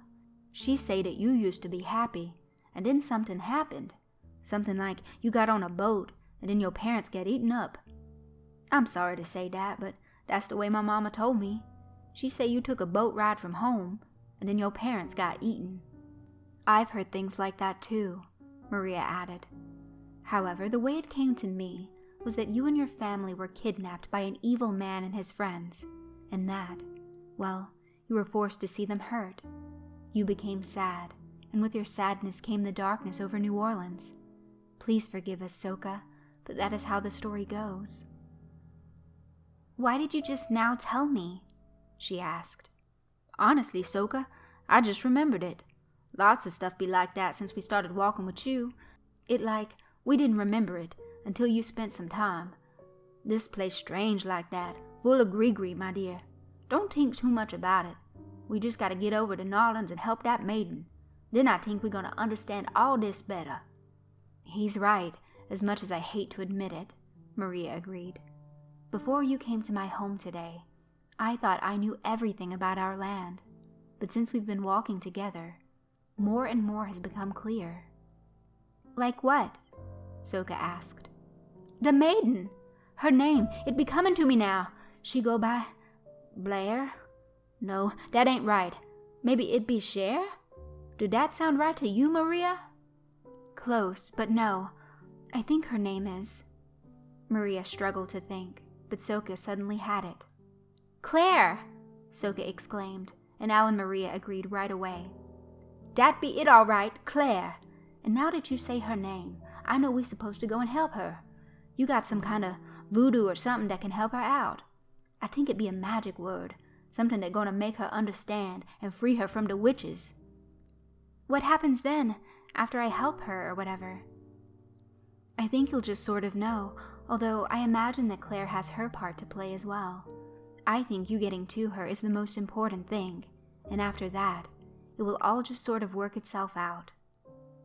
I guess we'll just have to get there and find out. Al and Maria nodded in agreement when they suddenly came across a sign. Algiers to New Orleans Ferry, 100 feet ahead. They rounded a corner of trees and saw directly before them, some distance away, the ferry landing. A grim, drab river ferry sat in the lonely dock, From where they stood, it appeared to be abandoned. Is it still running? Sooka wanted to know. Oh yeah, child, that boat run all the time. Nolan's be a hungry city, and they say that pink guy be more than happy to bring people over there. He gotta keep it well stocked, I guess, so them devils over there don't go and run out of stuff to torment. Oh, well, Sooka stuttered. Albert, are you convinced and determined to terrify our guest here all day? Listen, Sooka, pay him no mind. Remember, we have to help Claire. She is counting on us. Don't let this lizard scare you off your path. If he had as much brains as he does teeth, we'd be just fine. Maria was still scolding Al when they heard something moving from the trees behind them. What be dat? Al stammered. How should I know? Maria responded, and proceeded to call out into the woods. You there, whoever is so rude as to hide in the bushes and peek in on our conversation, either show yourself or return to where you came. Maria, calm down. You don't know what be out there in them woods waiting to come out and... Whatever was waiting out there in the woods decided to lay all questions to bed, and the rustling turned into footsteps as about a dozen hideous little creatures stepped forward, all holding small knives and pointing them in a threatening manner towards the trio of travelers. Is that a police officer? Maria gasped. Sooka was taken in shock as the goblins marched out, propping up the body of the dead bulldog cop. They were working his legs and holding him in a terrifying mockery of walking. The message carved into his forehead was impossible to miss. Oh God, no! Sooka gasped in terror, reading the message that was sliced into his face. I can't hide. Something is after me. Oh God! The goblins all laughed in a menacing little noise that sounded far more evil than jovial, and rattled the officer's body about, even swinging his right arm up to his forehead in a mock salute. Sooka was almost too terrified to move. Get behind me, both of you, Al demanded gruffly. Now just a moment, Albert. At the very least, let us... Maria was cut off. Maria, for once in your life, still that devil's tongue and do as I say. Shut up and get behind me. She didn't require any further instruction. What are they? Sooka asked meekly. Goblins, and they ain't here for nothing other than bad news and bad intentions. Listen to your Uncle Al and stay put right there at my back. If you can't see my tail, then you standing in a wrong spot. That goes for you too, Maria. You ain't gonna say nothing to these things that's gonna solve this. Just let me take care of it. Al turned his attention to the goblins now. We be peaceful travelers just trying to get to the ferry. If you leave us be, we leave you be. The goblins took no heed of Al's kind offer, but instead charged the giant alligator, knives swinging. Al took a defensive stance, getting down on all fours and looking far more like a real alligator. He bore his teeth and revealed the predator that lived beneath his charming and innocent exterior. 2 goblins advanced first, charging in with no regard for tactics or strategy. Al raised his enormous maw and revealed his upper and lower row of sharp razor teeth. The first 2 of the goblins attempted to sidestep his huge mouth, but Al showed great speed and dexterity by grabbing the goblin with his left hand, which was hooked into a deadly claw, and pulling the small creature into the range of his deadly mouth. With uncanny speed, he chopped down once, cutting the small attacker in half. The second goblin, seemingly unimpressed by this quick dismemberment, attempted to leap over Al's jaws and right towards his face. The alligator raised his head slightly and opened wide, catching the small fiend perfectly on the descent, and with another fast and deadly bite, took the second assailant in a single stroke.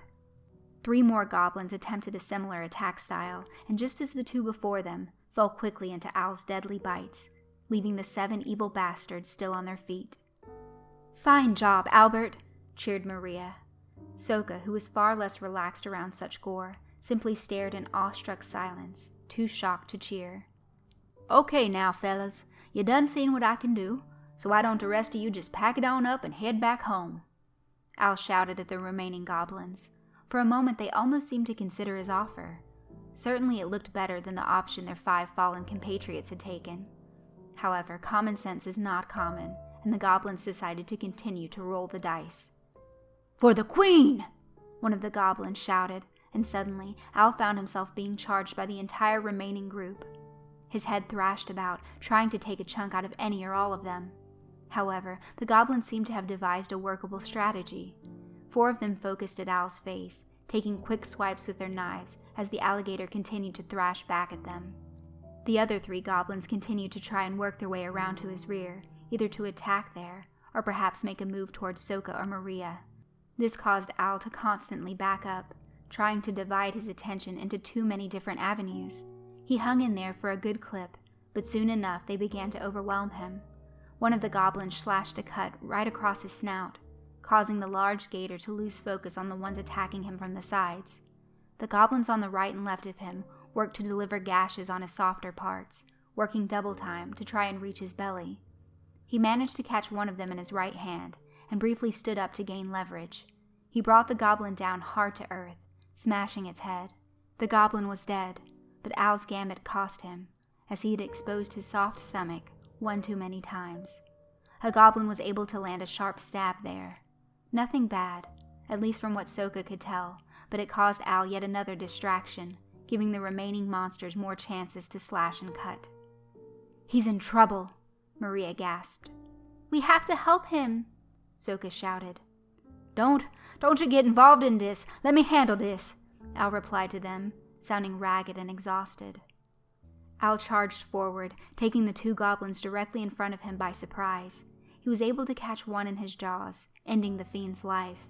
The other nimbly stepped aside, swinging his small blade as he smiled with sick glee. The other goblins continued to work their blades upon Al's hide.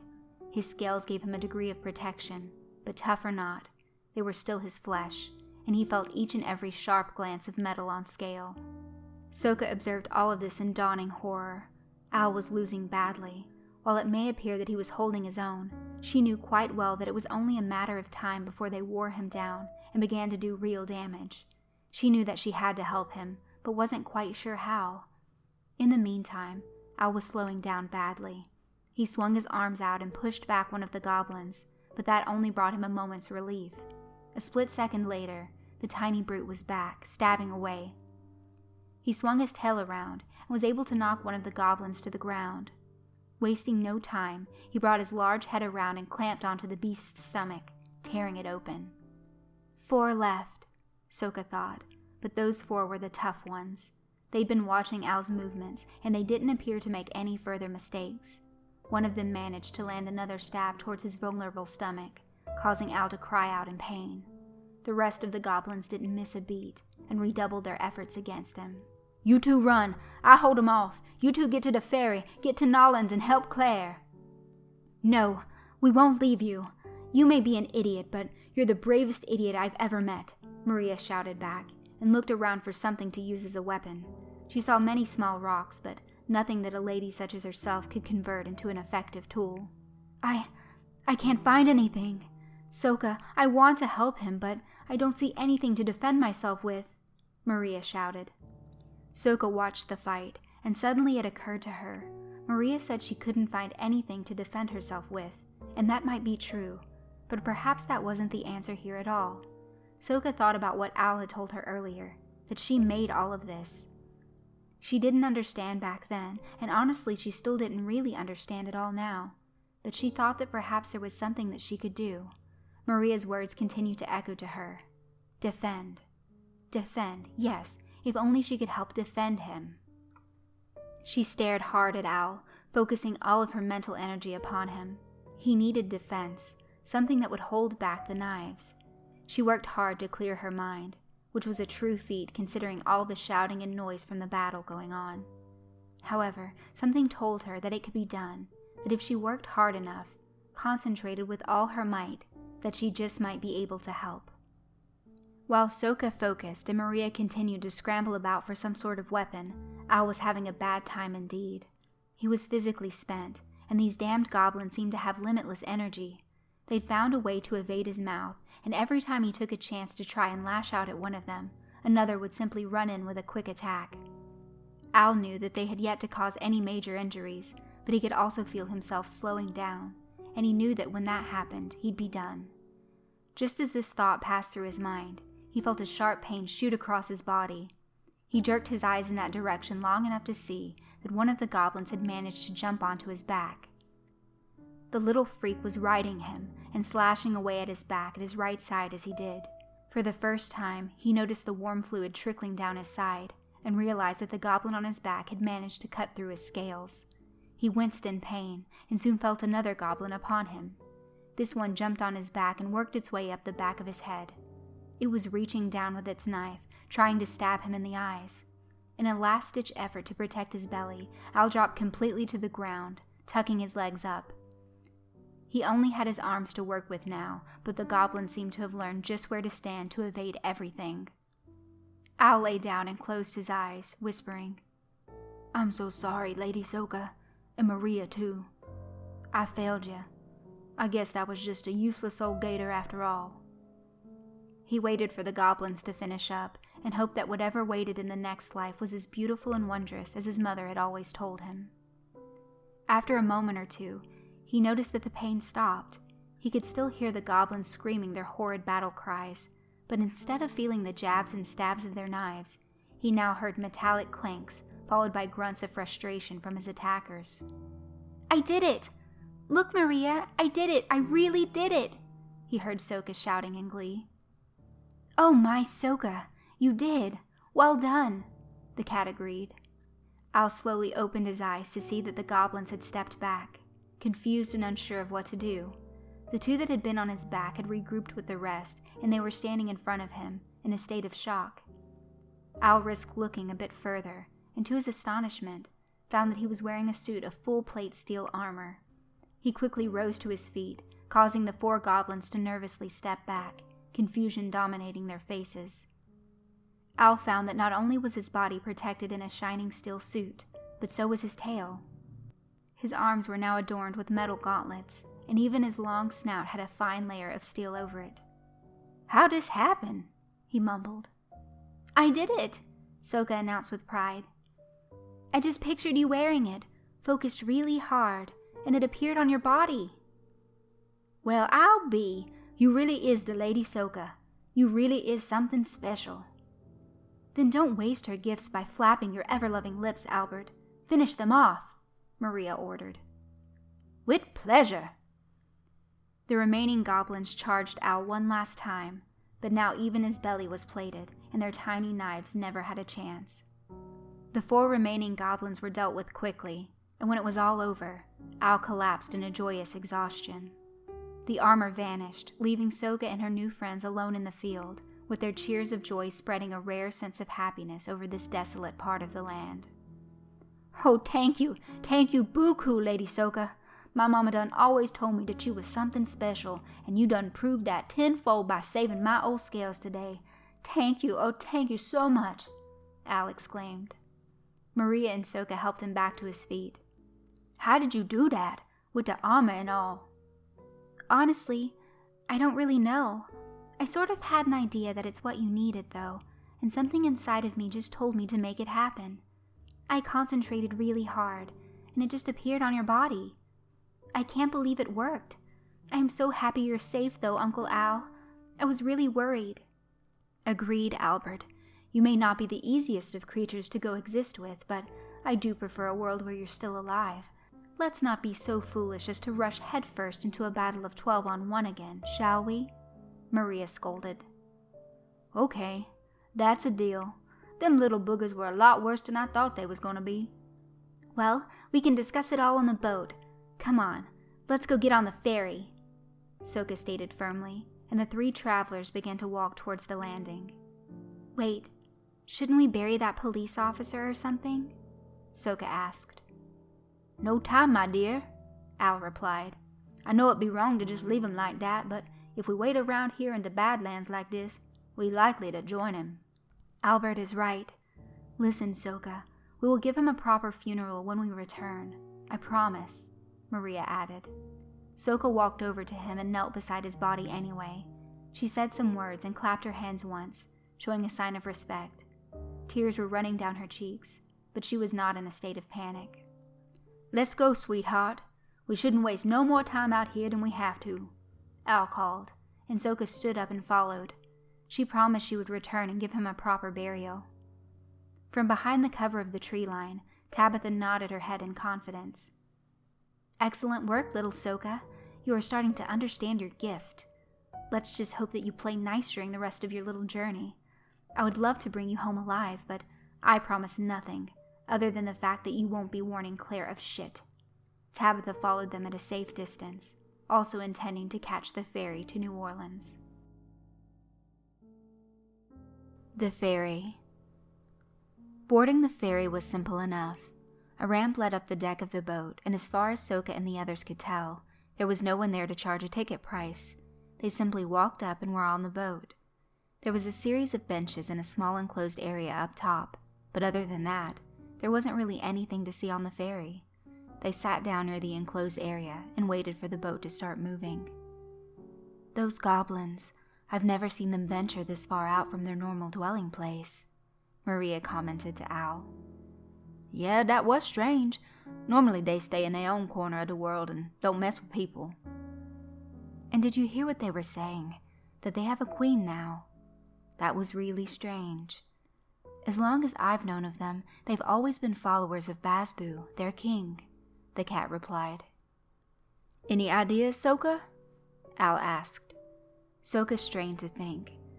Things had been slowly dawning on her as she neared the city, but as for the goblins and their newfound mistress, she had no real ideas. I remember a very evil woman from somewhere that seems very long ago. She was always hunting for me, but I can't quite place her name right now, Sooka answered. Well, something got all those goblins riled up. They were far more aggressive than I've ever heard their type being. I think we should consider that someone has been enhancing them, getting their blood hot, if you follow, Maria concluded. Before either Al or Sooka could weigh in on Maria's hypothesis, the ferry ramp began to slide up, seemingly on a mechanical system. A horn blew from somewhere deep within the inner workings of the boat. It had a deep, broken sound, as though part of its systems had died long ago, and no one had taken the time to repair it. I think we're about to embark. That's good. The trip over the river is very short. We should be in New Orleans in no time at all. Then we gotta be really up on our guard. Remember, bad things be over there. Yes, Albert, we get it. Slowly, the ferry began to push out into the murky waters of the Mississippi River. In the distance, behind a layer of fog that could either be natural or pollution, tall buildings could be seen. New Orleans. As the boat began its journey, Sooka almost forgot about Thaddeus the Pink. They'd had no encounter with him, and she almost allowed herself to believe they'd make the trip in peace, until a shrill voice rang out over the silent deck of the ship. "Welcome aboard," announced the horrid voice. Sooka and her companions turned their heads quickly and saw, standing in the door of the enclosed area, the man known as Thaddeus the Pink. He was tall but almost unnaturally skinny. He wore a long black raincoat that hung almost down to his booted feet. His head was bald, and his skin was in fact a hue of pink, like the eyes of a white rabbit. However, what really made him stand out was his extremely long jaw. It hung straight down and went past his collarbone. His eyes were small and sat deep within their sockets. He had a wicked grin on his face, which looked far more evil than welcoming. His skin was wrinkled and aged, but he gave out a sense of power and wickedness that portrayed an almost playful youth. "Thaddeus the Pink," Maria whispered to the others. "Yes, oh yes, that is me, and you are you. Welcome to my ship, which, should you play well with me and win my games, will take you to the cursed city of New Orleans. However, should you falter, I may have to find other uses for you. After all, my boat needs fuel." "What do you want with us, you hoodoo man?" Al demanded. "The same thing I ask from all my passengers. Just a simple conversation. Nothing hard about that, right? We'll have a nice light chat about life in general, and should you find that you understand things by the time we reach the other dock, then you will be allowed off the boat and can continue along with your journey. But be warned, should you find yourself vexed, you may not ever be able to leave this wonderful little boat of mine." "Oh, so he want to talk about nothing and everything all at once. I see. Well then, Maria, that be your specialty all day. Go on ahead then and chat with the man," Al remarked. "By the time he get done listening to you, I bet he'll be happy to let us off this boat." Albert, your charm is matched only by your wits. Do you know that? Maria, be careful. I think he's going to try and trick you, Sooka warned. Pish-posh, Sooka. He's full of hot air, just like our friend Albert here. I've spent so much time hearing what a scary devil he is, but seeing him up close, I am confident that I can match and master him in any game of words, Maria replied with confidence. Oh, very nice indeed, Miss Cat. I am happy to hear that you are one for the gift of gab. I licked the old Blarney Stone myself, you know, so let us waste no more time. Let us chat and get to be best of friends, Thaddeus stated. Very well then, Thaddeus. Feel free to start us off. I do love a good chat. Just wish we had some tea and biscuits. Thaddeus smiled, showing off a mouthful of sharp little teeth. Combined with his beady eyes, it made him look like some sort of horrible predator. Sooka felt herself shiver at the sight of him. Miss Cat, I'll keep this first one easy and breezy. Tell me, why do you venture into New Orleans? That is simple. We go to find the Maiden of Knowledge, Claire. She is in danger, and Lady Sooka here is said to be able to provide her with the assistance that she will need. I see, and do tell, how did she wind up in such danger? No one knows for certain, but it is told that she is captive of evil witches that hold her against her will. She requires some sort of magic word, at least that's what we believe, in order to be set free. It has been told that Sooka here will provide that word. Magic word, you say? My, what a time we live. So, Miss Cat, does Sooka know this magic word? She is learning as we go. That is the nature of this quest, Thaddeus. We are confident that she will realize what she must do when we arrive. And if this all is just a waste of time, what would you say to that, Miss Cat? What would you say if you were to find out that all this had been just one disaster mission, and that she dragged you and that idiot alligator on? What if Claire is already dead? What if the witches have killed her? What then? You get to New Orleans and become trapped in that vile place, filled with demons and devils, things that eat your flesh from your bones. How will it feel to know that you left the safety and peace of your life to travel into such a nasty place as New Orleans, all to find that the very mission you've been set out on was doomed from the start? Thaddeus, do us a favor, darling, and choose just one of your brilliant questions, please. You are starting to ramble, dear, and we just started our discussion. Be careful, or you'll run out of fuel faster than your boat. Thaddeus's face twisted in apparent annoyance at Maria's response. For just a moment, he looked ancient and far more evil than he had when he first introduced himself. Sooka tapped her on the shoulder and whispered, "Don't provoke him too much, Maria. And remember, he's full of tricks." "Oh, darling, he's full of hot air, that's what he is. He looks scary, and I think that's what he uses to throw his passengers off guard. Worry not for me. This guy is a softy, asking a lot of rhetorical nonsense to try and get under my fur. Just let me handle him," she assured Sooka. "Miss Cat, at your request, I will make my question simpler for you. What will you do should you get to New Orleans and find that Claire is already dead?" "Well, Thaddeus, I suppose I will be overjoyed that I'll get to enjoy a return trip with you on the boat. This is a journey, as we have said before, and part of going on a journey is that you experience things as they come, the good and the bad. However, I am confident that Claire is still quite alive. Sooka's arrival in our little town today proves that, as far as I'm concerned." Thaddeus snickered. "And what of the dangers ahead? Your scaly friend there almost died from fighting a small horde of goblins. What are the real monsters that wait for you in New Orleans? Do you really think you'll ever survive long enough to even find Claire?" "Allow me to ask you a question, Thaddeus, if I may." "Why, certainly, my dear. Where am I?" Thaddeus seemed almost thrown back by this overly simple question, as though he were searching for a deeper meaning to something so simple. "Why, you're here, on my ship." "Correct, I am. And in that lies the answer to your question. If I believed that this mission was impossible, if I believed that I would never make it 2 steps in the city across the river, then why am I here in the first place?" "Because you're a fool." "Insult me all you wish, sir, but that doesn't answer my question. A fool or a genius still gets out of bed for the same reason, right? To go through the day as best they can and achieve the highest results. So, fool or not, my very being here should tell you the answer to your question. Very well. What should happen then if Sooka does not make it?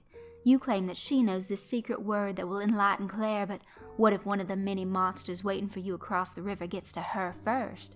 What do you and your green friend expect to accomplish then? Maria hesitated for a moment. That was a tough one to answer.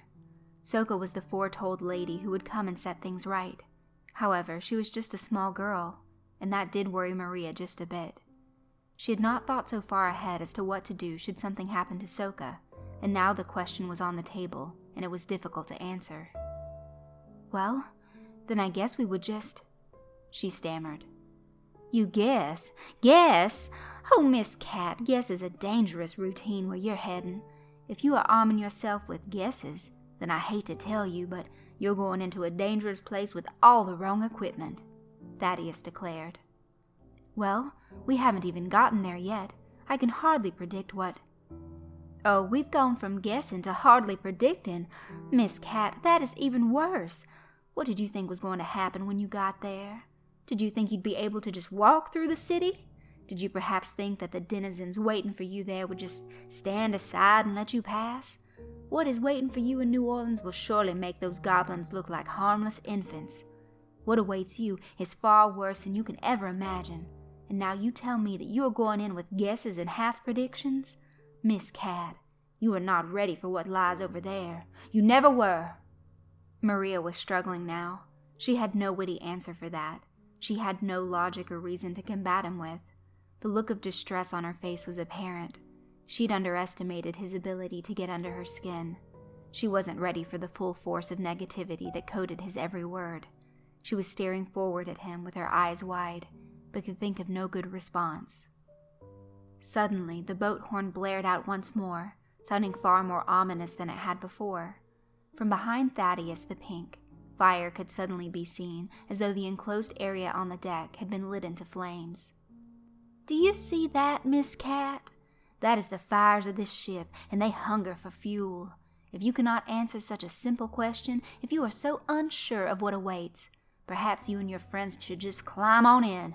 You know for a fact that you cannot do anything of use in a place like New Orleans. You must know that by now. If you cannot even carry on a simple conversation about life and death, how can you ever hope to face it down in the flesh?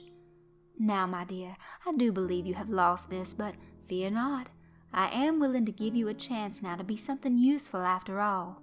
Climb on into my furnace and be fuel for this ship. At least that way, you can die knowing that you are serving some sort of purpose. From the flames, Sooka could hear the screams of people crying out. They were the others who'd failed this little test, and she knew in her heart that they would spend the rest of forever burning, so that this monster's boat could continue its mission across the river. Sooka, she be in trouble, my dear. She be in real trouble. We gotta help her. We gotta do something, Al whispered to her. Sooka fully agreed. Maria was certainly in bad shape. They had clearly underestimated Thaddeus and his abilities to not only ask difficult questions, but to also control that conversation with an almost magical ability. No sooner did Sooka think that very thought than Al nudged her elbow and whispered to her, I think he be using some sort of spell, some old hoodoo to keep her off balance. I ain't never seen Maria acting like that, so unsure what be going on. It made sense to Sooka. Sure, Thaddeus was asking mean and jabbing questions, but nothing so terrible that it should be able to shut someone down.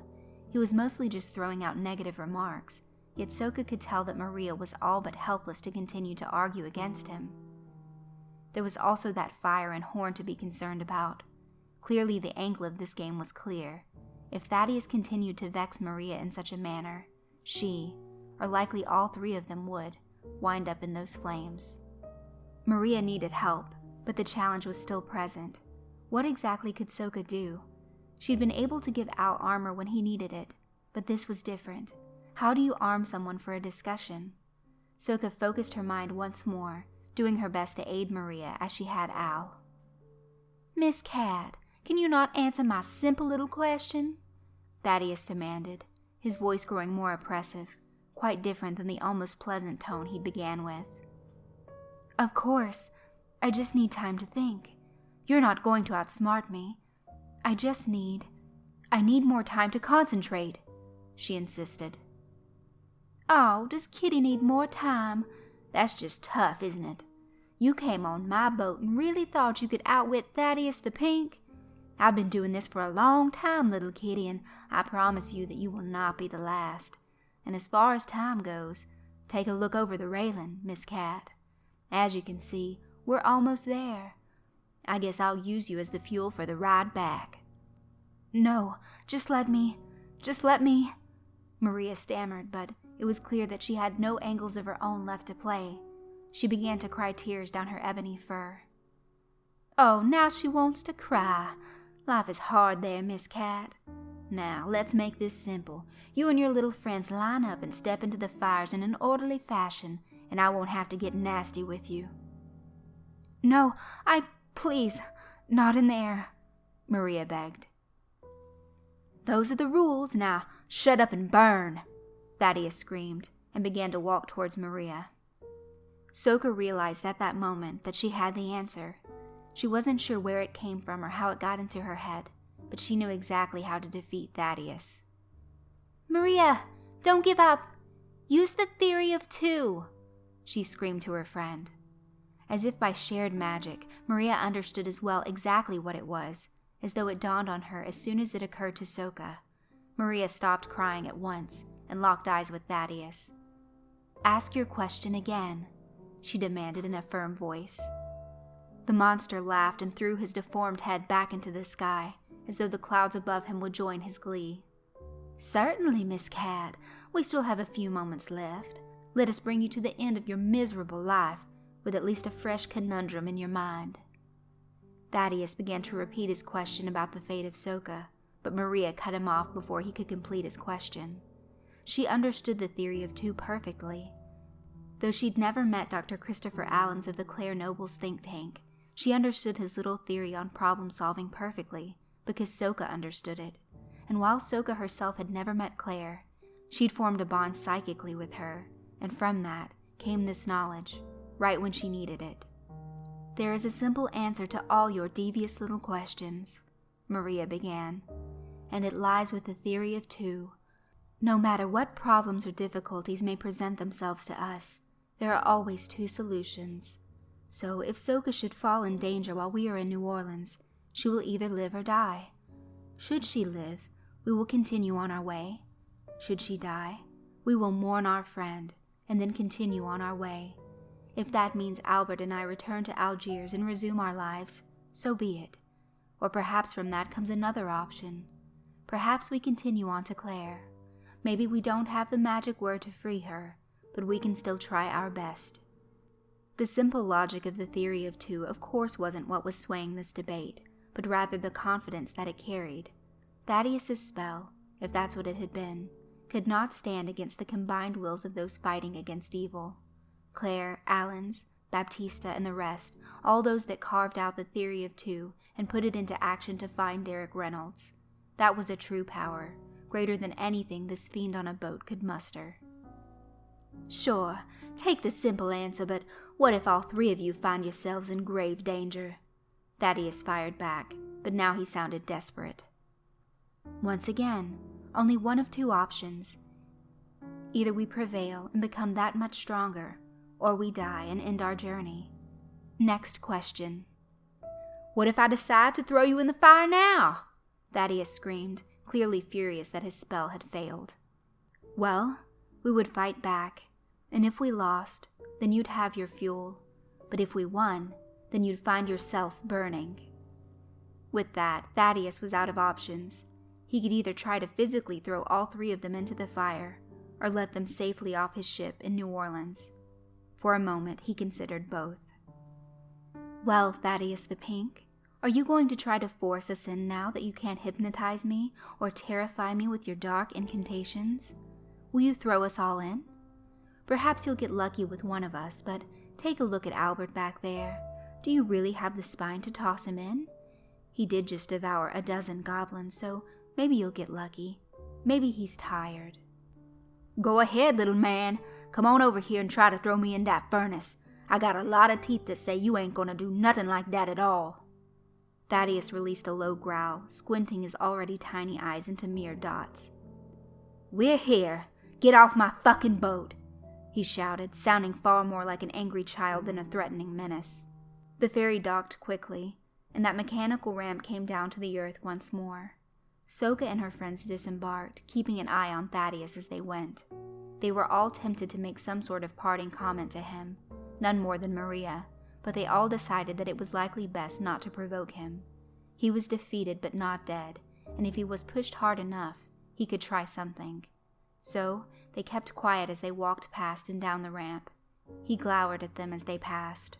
Once the three were on the dock and walking away, the evil little man smiled with glee. "Think they won, do they? No one beats Thaddeus the Pink." He ran towards the pull chain that activated the horn. He let every single monster and beast that roamed the city know that fresh meat had arrived. He reached up and grasped the chain, but before he could pull it, a voice spoke. "So, she based you off Mr. Pinkerton, I assume. The name is close, but she fucked up on everything else. You're nothing like Mr. Pinky." Thaddeus looked up and saw Tabitha Shaw leaning against the wall of the enclosure. "So, a fucking stowaway, I see. Well then, I guess I will have that fuel for the return trip after all." "Not really," Tabitha said, and flicked her wrist once more in that lightning-fast gesture. 2 small knives flew forward and buried themselves perfectly in the ferry captain's knees. He dropped down, clutching his wounds and moaning in agony. It was so pathetic to see this monster reduced to nothing more than a sniveling baby. She wouldn't make him suffer long, but she wanted some information first. "Normally, you ugly piece of shit, I would sit back and let you have your way with them, but I like to multitask. Truth is, that little girl has a lot of potential, and she's using it well. See, I might want to recruit her, and if I decide not to, then I want to be the one to kill her. Not you, not one of the fuck-ups that lives in this city. No, me. So I had to stop you from yanking your little chain there. Now, before we part ways, I need to ask you, where are they holding that maiden of knowledge that you were so interested in chatting about earlier?" "Fuck you, whore. I'll die before—" Tabitha twisted the daggers that were dug into Thaddeus's knees, causing the deformed freak to cry out in yet another shrill utterance. Tell me where she is. Trust me, asshole, torture is sort of my thing. I have no problem spending a little time with you here. I can introduce you to levels of physical agony that you would never have been able to imagine. Or you can tell me where Claire is being held. I know you know, because everything in this fucking world is connected. So if these witches know where she is, I bet if you dig real deep, you'll realize that you know where she is too." "I said fuck you," Thaddeus groaned. So Tabitha kept her word, and did indeed spend some time with Thaddeus the Pink on his boat. She had to pull out a few tricks, but after about half an hour, she had him begging to tell where Claire was. She was able to motivate him to tell it all, and then some. She had to dig out a few tricks that she'd not used in a long time, but she didn't mind. After all, who would have imagined that a corkscrew and a pack of matches could do so much to a man? The ferry never did return to Algiers, as Tabitha ensured that Thaddeus was left in quite a few pieces before parting ways with him. The Forbidden City of Demons. She found that trailing the three was easy enough. They were moving about, lost, in a city where danger seemed to lurk around every corner. She kept a safe distance behind them, careful not to allow herself to be spotted should one of them decide to turn around too quickly.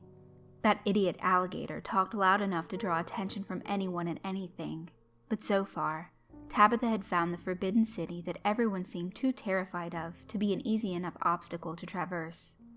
On the surface, it looked much as the real city of New Orleans would look through the eyes of a tourist. The French Quarter seemed to be the majority of the city, as would be the impression of someone who'd never visited. The taller buildings loomed in the distance, but Tabitha believed they would always remain in the distance, no matter how far she walked. This entire world was, after all, just the illusion of a child. However, she reminded herself that there were in fact real threats here, and kept her guard up. The monsters, such as the goblins, Basu, and Thaddeus the Pink, were very much physical manifestations powered by the dark energy that ran through nature itself. The familiar places, like towns and cities, were just Sooka's way of making sense of this raw energy. One thing, though, that struck Tabitha as strange was Sooka's ability to draw directly from Claire. That little bit about the theory of two, that wasn't Sooka's idea, but rather one she borrowed. If anything, it proved just how powerful a psychic this girl could potentially become. This forced Tabitha to consider her own theory of two. Either she should end the little girl now and ride out the dream, thus taking her skills and gifts away from the unwashed, or she should continue the idea of testing her mettle with future ambitions to bring her into the Sisters of Tobit. It actually was a difficult choice for her. Should it work out in the end, she'd be praised until the end of time for bringing such a gifted mentalist into Tobit's fold. Should she fail, though, should this little message to Claire in fact work and cause even more problems to Pinkerton, it was likely that Tabitha would be the one held to blame. She continued to fathom all of this as she followed along, making sure never to let Sooka get too far ahead. She'd learned of Claire's location and was impressed that, so far, Sooka seemed to be automatically following the correct path. Was it the psychic link between her and Claire that was guiding her? These were just a few more questions that she'd want to find out before making her final decision. "You know what to do," a voice whispered inside her head. She wasn't surprised at all to recognize it almost at once. "You must kill that little girl before she gets to Claire." The voice, clearly her own, spoke once again. "And why must I do that?" Tabitha asked, apparently to herself. "Because you know as well as anyone else, Pinkerton wants to cripple the unwashed. Sure, you might like the idea of having that little girl on your team, but think about it, girlie. You spare her, and this blows up in your face. Who do you think he's going to blame?" Tabitha turned and saw her doppelganger standing across the street from her. It was wearing a goat mask, and Tabitha realized that this was her own manifestation, one that represented her pure killer side. "You've dealt with a lot today, girlie, having to relive all that shit about your parents and all that crap you thought was buried so long ago. Maybe it made you soft today. Maybe you forgot who you are for a second. Don't worry, though. Tabitha, I am here to remind you. I'm not soft, you bitch. I'm just playing the long game here. To have her gifts on our team, we'd be unstoppable." "Shut up. Would you have put this much effort into Lacey or Lena had they resisted you? Are you going to offer Emily Pert a place on the Sisters? Or how about Claire? Yes or no?" "Of course not, and you know it. You already know full well that this little girl isn't going to go along with anything you try to sell her on Tobit. She watched her fucking parents eaten alive in Tobit's cathedral. She's been forced to eat human flesh at Pinkerton's little Hyraaq freak show. That girl hates you, Tabitha. She hates Tobit. Why else would she go through this much effort to protect Claire? You know all of this shit already. Girlie, stop pretending that you can save her. Stop pretending that Sooka Ito is you, locked in a fucking shack. She's a target. She's a member of the unwashed. Kill her ass before she gets to Claire. Kill her in this world, and her mind will fucking die in Delphia, and that ends it. Then when you wake up, go right over and dispose of her corpse. Just think of the blow that it will be to the unwashed, having their little mascot dead. Fuck, girlie, you'll win the whole thing just from that alone. Now go put your big girl panties on, and go do the job that you're fucking here to do." "That bitch makes a good point," Tabitha mumbled to herself, and decided that her goat-headed alter ego was the one giving the best advice after all. Perhaps she was just trying to protect Sooka. Perhaps she was overthinking the idea of recruiting her into the unwashed. Now that the odds had been put into words, it did seem like an unlikely task. The little girl would be far too much work.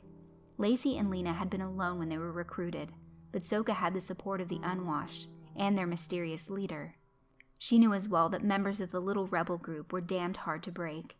Timothy Van Buren had been in Madison's little torture cell for months now, and he certainly wasn't appearing to break anytime soon.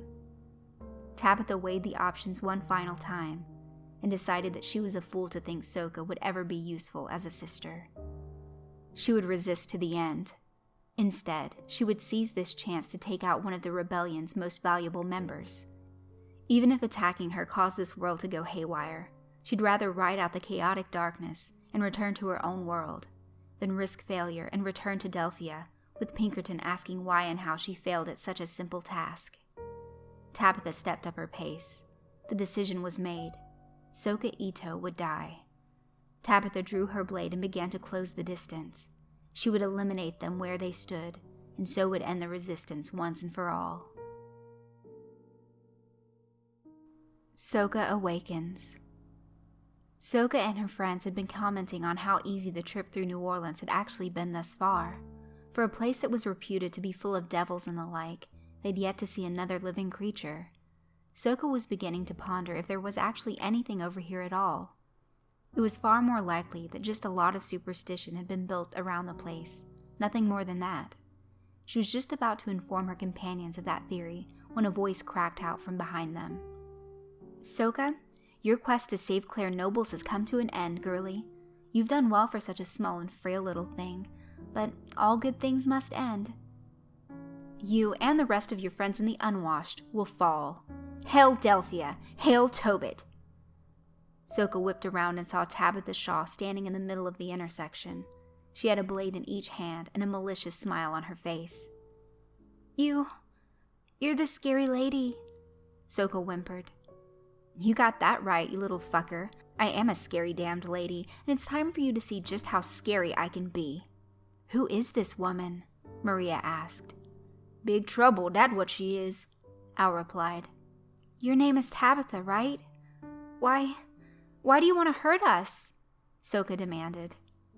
"Well, the long answer is that I hope to gain the favor of the council and find an appointment there. I want to reshape Delphia in my image. I want to see what Tobit has in store for other worlds. The short answer, I suppose, is that I fucking enjoy it." "Just leave us alone!" Sooka cried. "Sorry, girlie. Can't do that. I thought I might have some use for you, but I had a good talk with a friend and decided it's best to just be done with you now. So why not make this easy on both of us and hold still?" Maria glanced around and found that the demons and devils that she'd heard about were in fact real. She could see them now, peeking out of shop windows, leaning over balconies and standing on rooftops. They were hideous, deformed things, evil and twisted beyond what her mind could understand. A creature with 3 eyes and a single, twisting horn coming from the top of its head stood on a nearby stoop. Another thing, a short and greasy-looking beast, was leaning against a shop window, licking the glass. From above them, she could suddenly see a terrifying creature flying over. It seemed to have no identifiable face, just long black wings with 2 burning orange eyes looking down at them. From the sewers and chimneys, more and more demons emerged. Each time Sooka flinched in fear, more would arrive. "Looks like the party is starting, Sooka. Take a good look. You're surrounded, and trust me, these things are not going to grant you the quick and painless death that I might be willing to give you. They want to hear you scream. I simply want to watch you die." "You have to go through me first, you gree woman. Uncle Al ain't gonna let no one hurt Lady Sooka." Al stepped between Sooka and Tabitha, his teeth showing as he readied for the fight. For a moment he thought he saw Tabitha step forward, but then he noticed that she was gone. He turned just in time to see the woman standing behind him. She kicked him in the back, hard enough to send him stumbling forward. He attempted to keep his balance, but was put down hard by another kick. Al turned and landed on his back. "Stay down, asshole. You'll live longer," Tabitha remarked, and turned her attention back to Sooka. "You won't hurt her," Maria screamed, and stood in front of the little girl. "You've got to be kidding me, or is it kitten me in your case?" Al stirred, catching Tabitha's attention. She turned with a blinding speed and planted her boot squarely in his portly belly. "Keep pissing me off, and I won't let you live long enough to see your little lady here die." The truth was that Tabitha wanted to leave Al and Maria standing so that these demons would have something to feed upon while she escaped. She knew all hell would break loose once Sooka was dealt with, but was confident now that she could hide out until the ritual wore off. She just didn't want to be the only living thing standing around when that time came. Tabitha advanced, once again so quickly that she seemed to move at a blur, and slapped Maria to the ground. "Sooka, I am sorry," Maria whispered, tears once more wetting her onyx fur. "Any last words, Sooka? Anything you want me to tell Emily or Clive before I rip their hearts out back in Delphia?" Please don't hurt us." Too late for that, little princess. Now close your eyes and say goodnight. Tabitha stepped in and raised her blade. In one quick swipe, she'd end it all. Only, it suddenly wasn't that simple. Try as she might, Tabitha could not bring her arm down. Her eyes went wide as she looked at the little girl, only to find her smiling. In that split second, Sooka had finally become aware. Tabitha's attack and taunting had done the trick to jog her memory, and the illusions that had surrounded her all day were finally starting to fall apart, one by one. She knew now that she wasn't in New Orleans, but rather in that strange place that existed between minds. She'd traveled this road once before to meet with Claire in her dream, and had succeeded. In waking, she'd forgotten the experience as people are apt to forget their own dreams shortly after dawn. She would most likely forget the majority of this too, but for now, in the present, she knew exactly what was happening and where she was. Tabitha Shaw, you will not harm me here. You cannot harm me here. What? How are you doing this? I think I'm starting to understand this. I've been confused this entire time, not sure why I was here or what was going on, but when you mentioned Clive and Emily, Tobit and Delphia, it started to come back to me. I came here to tell Claire exactly what to do in order to escape your agents, and that is exactly what I'm going to do. No, you cannot stop me. You will not stop me, Tabitha screamed, but all her rage and panic was in vain, as her body simply refused to obey her brain's commands. It's actually rather funny, Sooka continued. Had you not attacked us, I would have likely never figured out what was going on. I've been going around here all day thinking I was trying to save some maiden from evil witches, but in fact, I'm trying to save Claire from your friends, and it's time to do that now. Al and Maria looked around and were astonished to see that the sky had cleared up and that the demonic horde that had just been closing in on them had all but vanished. She done did it. She done figured it all out, Al said softly to Maria. I knew she would. She always does. Perhaps one day she'll get this down to a science, and we won't have to keep showing her around. This was a hectic little day. I hope she need us forever, Maria. She is the Lady Sooka, after all. It doesn't matter anyway, you little brat. When I wake up, I'll find you and your little fucking friends. I'll rip their fucking throats out while you watch. I'll bathe in their blood. Your screams will be my music. Shut up, Tabitha. By the time you wake up, we'll be long gone. The unwashed has been outsmarting you for a long time. No, you won't escape me. No one escapes the Sisters of Tobit. As Tabitha screamed her threats, Sooka and Maria assisted Al to his feet. What about her? Maria asked. Can we just leave her there? She won't move, trust me. By the time she wakes up from her ritual, my friends and I in Delphia will be safe. We'll have lots of hiding places there. As Sooka walked away, Tabitha continued her litany of threats and rage. She sounded a lot less like a cold-blooded killer and more like a spoiled child as she continued volley after volley of empty threats. They turned the block and soon her voice faded out altogether.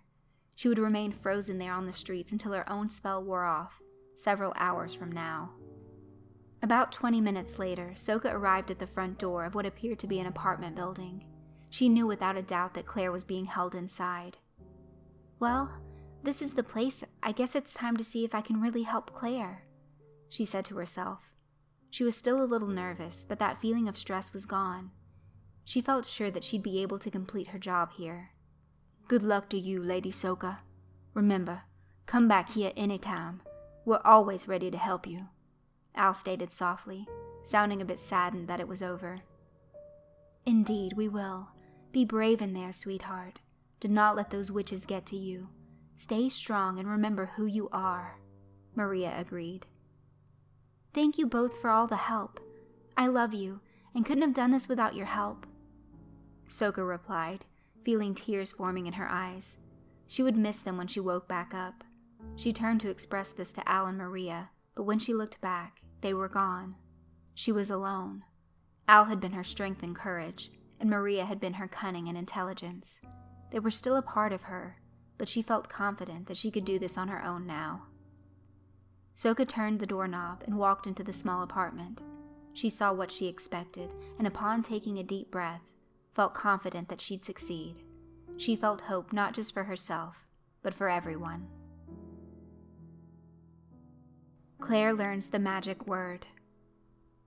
Thousands of miles away, in a tiny rental in New Orleans, Claire Nobles, Derek Reynolds, and Trevor Leary had spent the day with Lacey Susino and Lena Vasquez.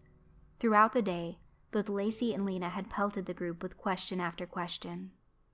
"How did your fucking big brother get into my hotel room?" Lacey demanded. "I honestly have no idea. I keep telling you that," Trevor replied, hoping that he could maintain the lie that he knew Gregory had made a deal with Madison. "Well, I think you do know. Imagine my surprise when you answered the door here, Trev, and I saw that it was you. You know, honestly, me and Lena weren't even really after you two assholes. You were really always Madison's playthings, not ours." "One of the Leary brothers. Hard to imagine we'd all wind up in the same room," Lena said, more to herself than anyone else. "Your family has quite the relationship with Delphia, but I'm sure you already know that." "Lacey, I've already told you everything that I know. I told you in that bar that I was on a boat ride with my friend Sergio and we crashed in Antarctica. I escaped. That's really the whole story," Derek added. "I think they're telling the truth, Lacey. I don't believe that we'll find any big secrets from them. They're just a group of fools that got too close to the flame," Lena stated. During most of the conversation, Claire had been involved. She was a logical woman, and her goal was to try and convince these two psychotics that she was just a researcher and that her findings were well documented, and that she and the others here had no great conspiracy against their Delphia or Tobit or anything else. They just wanted to get back on with their lives. Derek and Trevor had allowed her to lead this defense, and had done their best to support her. However, about 10 minutes ago, Claire had become silent. Her head had dropped and her eyes had closed. She'd said nothing since then. Trevor was starting to worry that perhaps Claire had suffered a mental breakdown. "Well then, I guess it's about time they get burned," Lacey said eagerly, and began pointing her knife at the group. "The only real question left is, who goes first?" Derek and Trevor both tensed when Lacey stepped towards them. However, Claire made no reaction at all. "How about you, Trevor? You want to go first? I could pay you back for your brother. Square that deal right here and now. He shot me, so I got you. That sounds about right, wouldn't you say?" Lacey asked, waving her blade in his face. She moved down to Derek next. "Oh, Derek, I am most certainly saving you for last, so don't worry. I still owe you for all the shit in the hotel room. You and I are gonna finish our date before you die, so don't feel too bad. At least you'll die with one last good fuck." She finally moved on to Claire, and with an evil grin took her face. "No, let's do this little brainy bitch first. Look at her sitting there. Can't even say shit when she's about to go to the grave. Claire, I bet you're the kind of girl that masturbates to episodes of Cosmos, aren't you? Yeah, your little uppity ass goes first." "No, don't!" Trevor shouted, but Lacey paid no mind. "Goodbye, Claire Nobles. I hope the Triassic project was worth it all to you." Lacey raised her knife and prepared for the thrill and rush of the kill. For the first time in a while, Claire showed signs of life. She looked up at Lacey and shocked the young woman by smiling. "Sorry to ruin your plans, Lacey, but you're not killing anyone today," Claire stated with no fear or hesitation. "Really, Claire? I'm not? I'm not sure if you didn't notice the giant fucking knife I'm holding, or maybe the fact that it's right in front of your face, but guess what? You are most certainly about to die." Claire continued to smile and looked across the room. "I think you'll find that you're wrong." Claire took a deep breath, completely unafraid, and spoke Sooka's message, her magic word, to all in attendance.